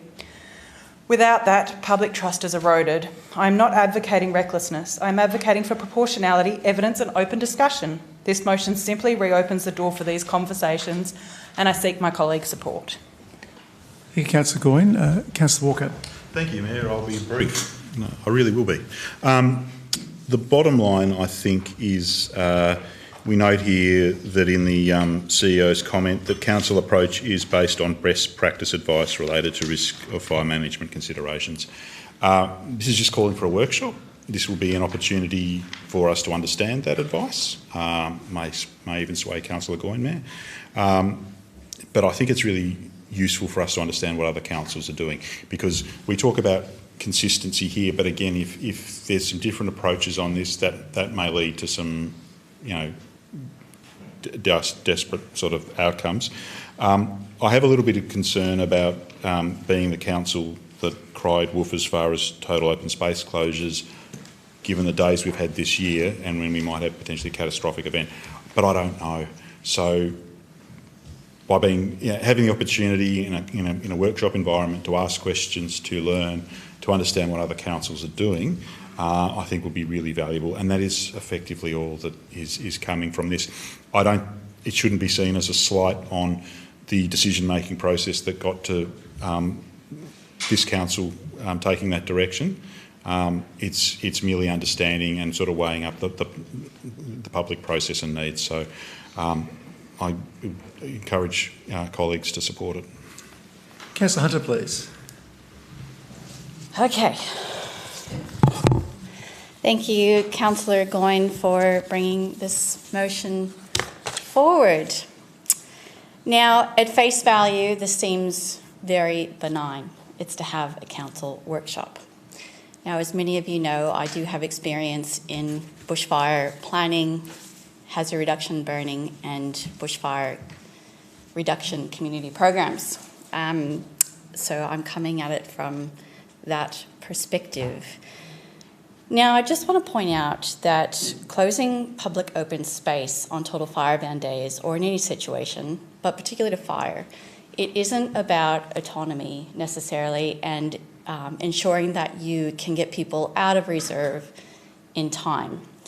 It's also about reducing the risk of ignition in those reserves. So making sure that people aren't there on total fire ban days and potentially starting a fire, not about people recreating and getting them out in time. So I just wanted to make that point. Now, I won't be supporting this motion for a number of reasons. Now, firstly, yes, our job is to ask questions. Now, we workshopped this already with a subject matter expert from Fire Consultants when we were briefed on the Clarence bushfire mitigation strategy last year. Now, it's funny, I actually remember this workshop quite well because I did raise that I thought this was a great thing to see because it was following best practice. And I did ask questions about this and highlighted it, but no one else asked questions about closing reserves on total fire-bound days. There was a question asked, which I think Councillor Goyne might have asked, on how much it would cost to install the signage, but that was it. Secondly, there are only a handful of total fire bans each year. It's a very small price to pay for safety. Now, councillors and community members may question this now. However, I reckon they would feel quite differently if we had had a significant fire in recent years.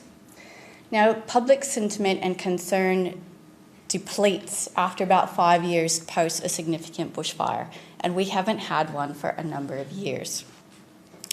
Now, I reckon this would be different if we had experienced a bushfire a few years ago. People would be welcoming this. Now, I also won't be supporting this because I feel this is now an operational matter, given we've endorsed the Clarence bushfire mitigation strategy, and I think this should be managed by the land managers themselves, not councillors, as recommended by expert bushfire planners and consultants. And lastly, I won't be supporting this because I'd prefer not to have councillor officers spend their time any further on this matter and to use the very limited of workshops we have remaining in this term on what I feel are more significant matters at this time. So thank you again, Councillor Goyne, for bringing this to our attention, but I won't be supporting the motion tonight. Thank you, Councillor Hunter. Councillor Jones, please. Thank you, Mr Mayor, and may I say from the outset I will be supporting this motion, and any time that we meet and in a workshop scenario, then it's at that time that we can really get into the nuts and bolts of what that particular workshop's about. Now, this is fairly open. It's open because in the next 6 months, okay, and we can determine when we have a workshop. It's a council resolution, and then it will be presumably done within 6 months. The other part about it is to discuss council's decision-making process. Now, any decision that we make, it pertains, in my view, to this very, very topic, which is public open space. Whether it's closures or open, whether there's fire or any other distinction that can be utilised, then we are the decision makers. And I, for one, and you know how I've been on this sort of differentiation between the admin role and the executive or the decision-making people, and how I have laboured that terms over the last, well, number of years. And this is a really worthwhile workshop, which we need to have, and I, for one, would be very interested in to know what the pros and cons and whether or not the safety and so on of a public open space and the requirements, whether or not it ought to be a case of the fire department or those operational persons to determine. So I congratulate Councillor Goyne, sorry, my apologies, for bringing this forward. And any time that we can be provided with information and help us in undertaking our decision-making processes as a collective council, I agree with it, and I will be voting accordingly for this motion. Thank you, Councillor James. Councillor Hume, please. Thank you, Mayor. I, too, would like to thank Councillor Goyne for bringing forward this motion. I was actually very strongly persuaded by Councillor Hunter's remarks, not quite strongly enough to vote against the motion. And you know, I do defer to her expertise on bushfire management and those sort of issues. But the reason why I will support the motion is I feel that I would be interested in being briefed more and exploring this issue further. That I would like to get more of an understanding of what that professional advice is. Having said that, following that workshop, and I do want to approach it with an open mind, but I expect I'll still be very strongly persuaded to support the status quo. When it comes to a question, I mean, the outcome of someone getting caught in a fire, starting a fire, these sort of things could be catastrophic. Councillor Hunter did make the point that there are very few total fire ban days. It's a small price to pay. In terms of the issue of autonomy, look, I can appreciate that argument, but there are a whole lot of issues where people, if they're allowed to take certain risks for the sake of asserting their own autonomy, it can actually impose costs on the rest of society, like the costs, for example, of having to rescue someone from a reserve in the middle of a fire, or the costs of someone being in a reserve able to ignite a fire in the first place. So, I think I can appreciate Councillor Hunter's perspective and also the fact that we did actually workshop the bushfire management strategy and we canvassed these issues and had the opportunity to ask questions about them. But having said that, open to exploring the issue further, I think we still have plenty of time to canvass that and the number of other issues that we deal with. I will support the motion, but I think it'll be difficult for me to be persuaded to go against the current status quo. Thank you. Thank you, Councillor Hume. Councillor Mulder, please. Yeah, and I think Councillor Hunter, because I thought I was going to be the only person standing up here. These alerts you've got to see as advisory. I mean, we don't put rangers at the gate at the entrance of all these reserves to make sure people don't go on them. And for heaven's sake, I mean, there are reserves and there are reserves. There are some reserves where the risk of being captured by a sudden bushfire are pretty remote. But pop up the Meon Range sometime. Go and have a look up there. And I was around in this city when the Meon Range did catch fire, and it took only several minutes to get from Risdon Vale to the back of up into Tunnel Hill, where fortunately a wind change stopped it jumping the highway, or the rest of the city would have gone. Minutes. Is it a good idea to go bushwalking through the Meon Range on a total fire ban day? No. Should elected representatives sit around at a workshop and dictate policy in emergencies? And I speak as the inaugural member of the State Emergency Management Committee when I was the Director of Counter-Terrorism, and that was an all-hazards approach. Whenever it came to responding to an emergency or mitigating or trying to avoid recovery, there was a lead agency appointed. That lead agency was the person who managed the incident, and the other agencies would come and support. Now, we can have a workshop and we can discuss it till the cows come home. I would like to think that perhaps Clarence is leading the way here in closing reserves on bush fans and total fire ban days, and maybe it's the other councils who should be having a good hard look at themselves and seeing why they don't think they should be advising people not to go into the bush on total hot fire ban days. Now, it's a blanket thing and those things are right, but we're not going to sit around here, I'm sure, saying, look, it's easier to say don't go out into the public reserves when there's a day of total fire ban and without trying to say, well, but there's a 50% chance risk here and there's an 80% chance risk there and there's a 90% chance risk this way. It's a piece of advice. Let's take it, let's accept it, And no, it's not a good idea to be going through there on Total Fire, any more than it is having a barbecue in your backyard on a Total Fire ban day. Oh, of course I should be free to cook meat whenever I want. Or use an angle grinder and all these other bits and pieces. And that's the ignition risk. But there's also the safety risk. You put yourself up there and someone has got to go and get you. You have these alerts and say don't do there. So this is advisory stuff. Please. Let's use some common sense and have some advice. We've already had the workshop. We've already discussed this issue in the workshop. And no doubt we will again. But no, for me, I don't think that this is worth fiddling with. Councillor Warren, thank you.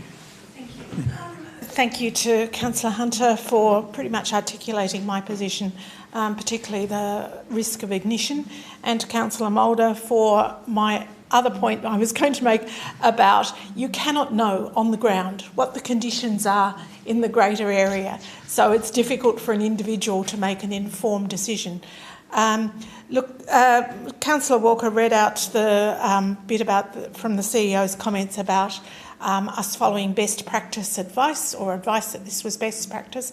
He didn't read out the bit at the beginning, which was that, and several people have made mention of the fact that we're not consistent with other councils.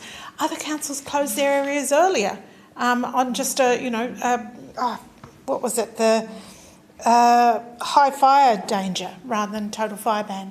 So, look, a workshop presentation would be receiving advice from the experts. It would be the same advice that we received last year, which we accepted. I always approach these motions to think, how does this benefit the majority of our ratepayers? How many people are going to be significantly inconvenienced by the closure of these national parks? Again, Councillor Hunter mentioned the number of total fire bans we've had this year. It's been quite small. I expect that won't be the case next year. But for those people not to be able to access that area on a handful of days, how is that a significant impact? And I don't believe it's a view widely held across the community. I do understand that we have a significant pressure on our workshop time to get through a number of important issues that do benefit the majority of residents. So I would say accept the advice that we accepted last year and leave it as it is. So I will not be supporting this motion. Thank you, Councillor Warren. Councillor Chong, please. Thank you, Mr Mayor. Look, I will not be supporting this motion either. I take the view, as several others have, that we had a very thorough briefing and workshop on this last year. And we, at that time, we discussed all of these things and took the best advice that we were given, the expert advice. None of us are experts. You know, we should listen to the people for whom this is their day-to-day job, that they are the experts in this field. And to be honest, if they recommend I don't go into reserve on a total fire ban day, common sense to me says don't go in. It's not like we don't have other parks available in Clarence if you feel a desperate need to take somebody to a park. I've been working quite a lot recently with the bushfire victims from Victoria, and the devastation of that, and as Councillor Mulder said, the speed at which that happened could not have been foreseen by anybody. So the best things that we can do to protect our ratepayers and our community generally is to make sure that we give them the best advice. And if our most up-to-date expert advice is close these reserves on fire ban day, we should do it. And we shouldn't be spending time in our very valuable and short workshops discussing the same thing again. Perhaps it might be useful to send the strategy that we did agree and the information that we have out to councillors again so they can have another look at it. Thank you, Councillor Chong.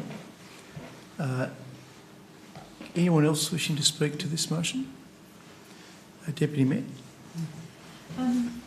Thank you, Mr Mayor, and I appreciate the comments made by councillors. I understand the varying positions. Some people are very much opposed to going back to the future, perhaps looking at it that way.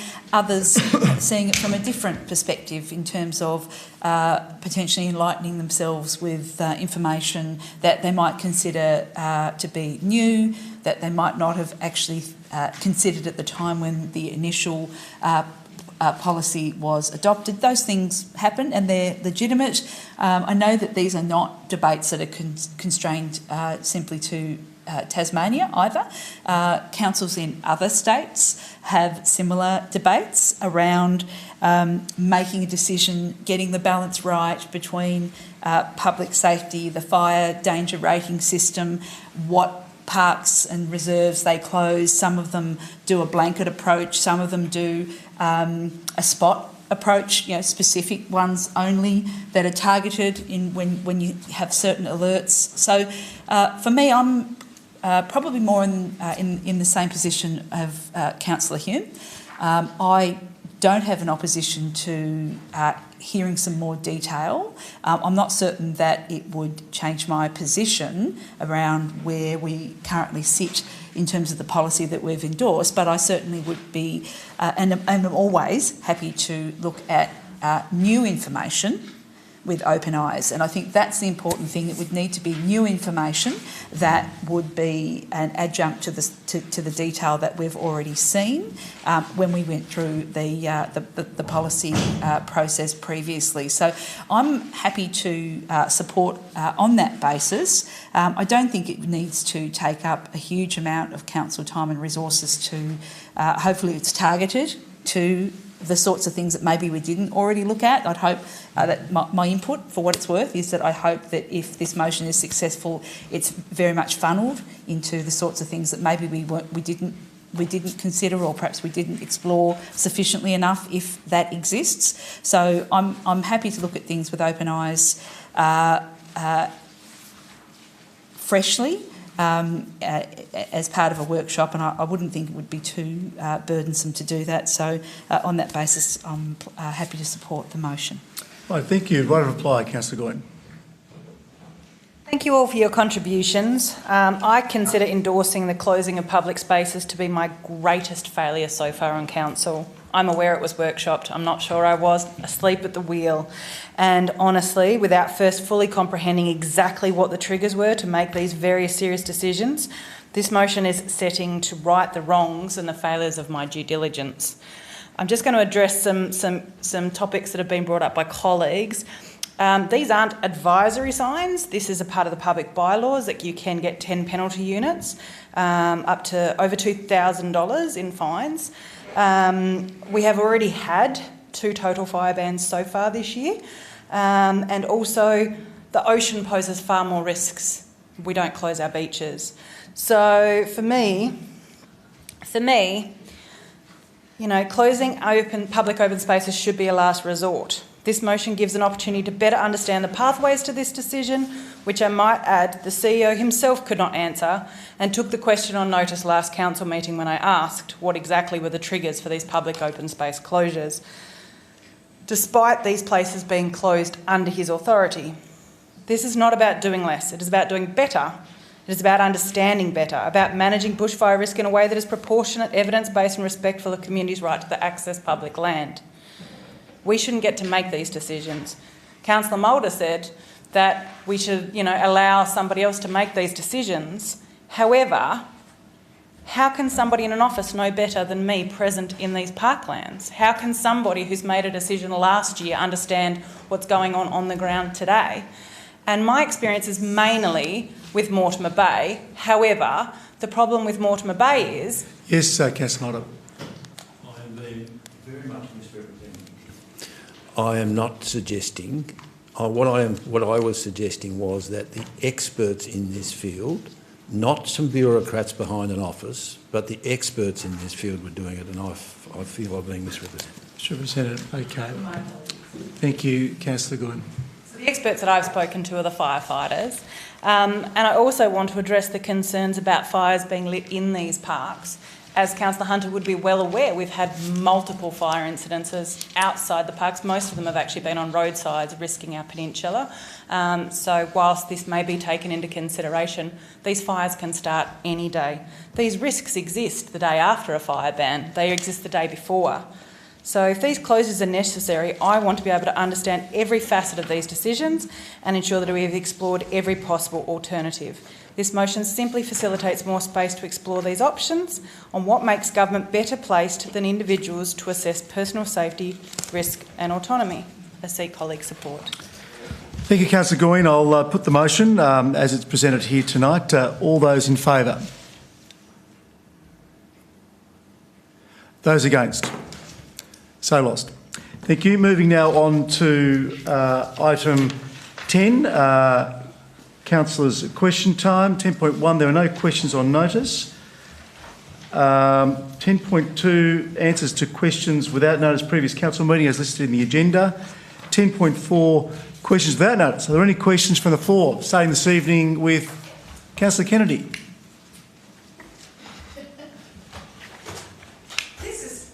This is a tricky one, sparked by the last item that we discussed, but I'm trying to remember the last time that we did close one of our beaches, and it wasn't that long ago. And maybe if I could get some advice down the track as to, we do have beach closures, so happy for that to be taken on notice, but we do have beach closures. Michelle? Thank you for the question. I'll take that one on notice.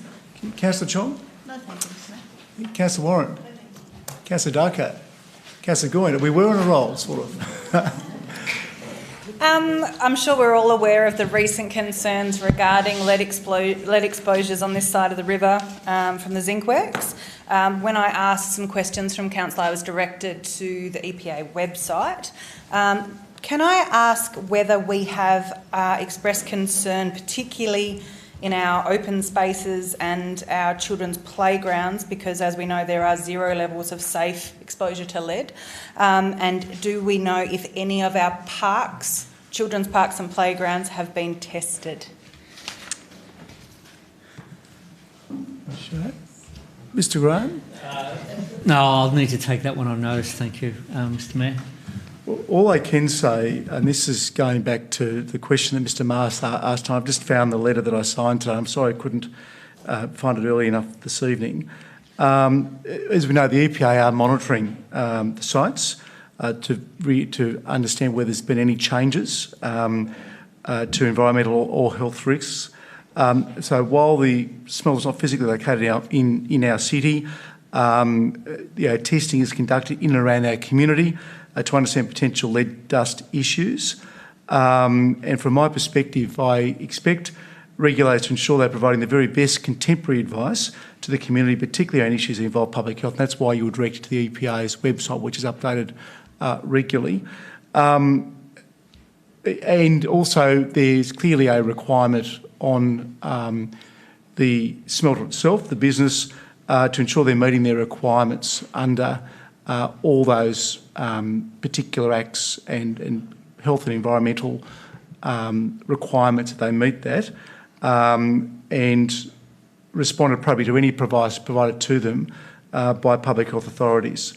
Again, if anyone does have any concerns based on the recent media attention to this, by all means, please, I'd urge them to go and see their GP. And I wouldn't be taking any risks with my kids or my family. But we've been assured that at the moment, even though they're high, and I'm not giving public health advice here, I'm just reading out what I've been provided with by the experts, that the EPA site is the best place to go to. So do we know if any parks have been tested? Mr. Graham. I took that one on notice through, Mr. Mayor. Yeah. Sorry about update that, Councillor Council. Goyne. It was a bit long-winded on my part. Yeah. I do think it's actually happened, but we'll actually confirm that for you. When do we expect work to begin on the Bayview Park? Because I have been attempting to engage with the project overseer without much luck lately, particularly because of the postponement or the council the canal master plan being on hold, I hold some concerns about the quality of park that we are offering, given it's probably the only park we'll be getting in the near future in Lauderdale. Yeah, Mr. Graham. Thank you, Mr. Mayor. I understand our officers are designing that at the moment, but I'll give Council an update on the expected timeframes of going out to quote or / tender. Thank you, Mr. Graham. Councillor Walker. Yeah, I had two, but I'm actually going to reflect on one maybe for another meeting rather than firing away now. But my second question is one I've asked before. Is it still the case that our legal expenditure contesting the Kangaroo Bay site is still less than our expenditure was for the Electoral? Ms. Shane. Thank you for the question. I'll take that one on notice. I can check the figures. Thank you. Councillor James. Thank you, Mr. Mayor, and I know we're all conscious of the election coming up in October this year. So my question is in relation to the Kangaroo Bay Boulevard, and when will the current DA lapse and a new one being submitted? Thank you. Mr. Marr. Through you, Mayor. Thank you, Councillor, for the question. I will take it on notice just so I can make sure I get the exact dates correct. Thank you, Mr. Slade. Second question, please, Councillor James. I know we're all conscious of the election coming up in October this year, but may I say that there was a reference in the quarterly report about the Rosny Hill development and sublease negotiations ongoing. Mm-hmm. May I have an update on whether or not the sublease is getting close to finalisation, or is there still a lot of work to be done in relation to that? Certainly. Obviously, there was a recent workshop briefing on this, but Ms. Shea, do you have anything else to offer? Thank you for the question. No, there's no further update since the quarterly report. Okay, right, thanks. Councillor Hume, it's going to be a long 8 months. Thank you, Mayor. My first question is about the Legat Lift the Tone campaign, and I'd like to pay tribute to Councillor Kennedy for the work she did that helped kickstart that. Are we aware if Legat has done an evaluation of that campaign and looked at whether it's had an impact? Ms. Weeks, thank you. Through you, Mayor. I'm not aware if any report has been delivered. However, I can follow up on that and report back. Thank you. Thank you, Ms. Weeks. Your second question, Councillor Hume. My second question, at the last council meeting we heard an assertion that the documents obtained under right to information in relation to the Tasmanian Government's flawed decision on the location of the AFL High Performance Centre showed that the Kingston site had a substantial cost advantage. What did the documents actually reveal about the comparative costs of the two sites? Ms. Shea, are you able to provide an answer to that? Thank you for the question. The documents obtained under the Right to Information Act, as you know, were heavily redacted. It does appear that a formal estimate comparing the sites was obtained through a quantity surveyor, but due to the heavy reductions, it's not possible to ascertain the comparative costs across those sites. Councillor Hunter. Councillor Mulder. Just have a question on the Kangaroo Bay Hotel site, the Shambroad development. The last I heard, and I stand to be corrected, was that we were expecting a date for a directions hearing to be set in March. Are we still on track for that? Ms. Shea. Thank you for the question. I would have to check when the last directions hearing was, but we are on track to have the trial set down sometime this year. But I'll provide an update to councillors. Thank you, Ms. Shea. Anything else, Councillor Mulder? Deputy Mayor. Yes, Mr. Mayor, thank you.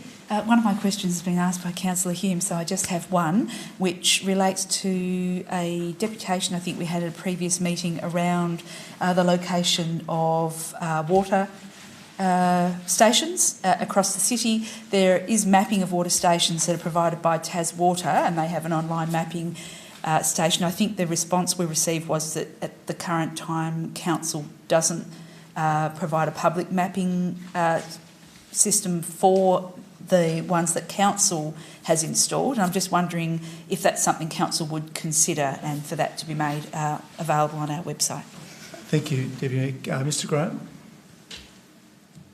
Well, it depends whether it needs a budget decision. Through you, Mr Mayor, it depends if it needs a budget decision. For example, if it's just on some website, I can liaise with Ms Wicks on it, or whether it needs a budget submission for us to consider in the 26-27 budget process. Thank you.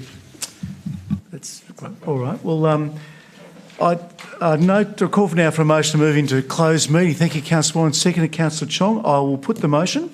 All those in favour? That's unanimous. Thank you very much. Thank you to those members of the public who attended this evening in the public gallery, and also those joining us from the luxury of their living rooms at home. Thank you very much. See you again.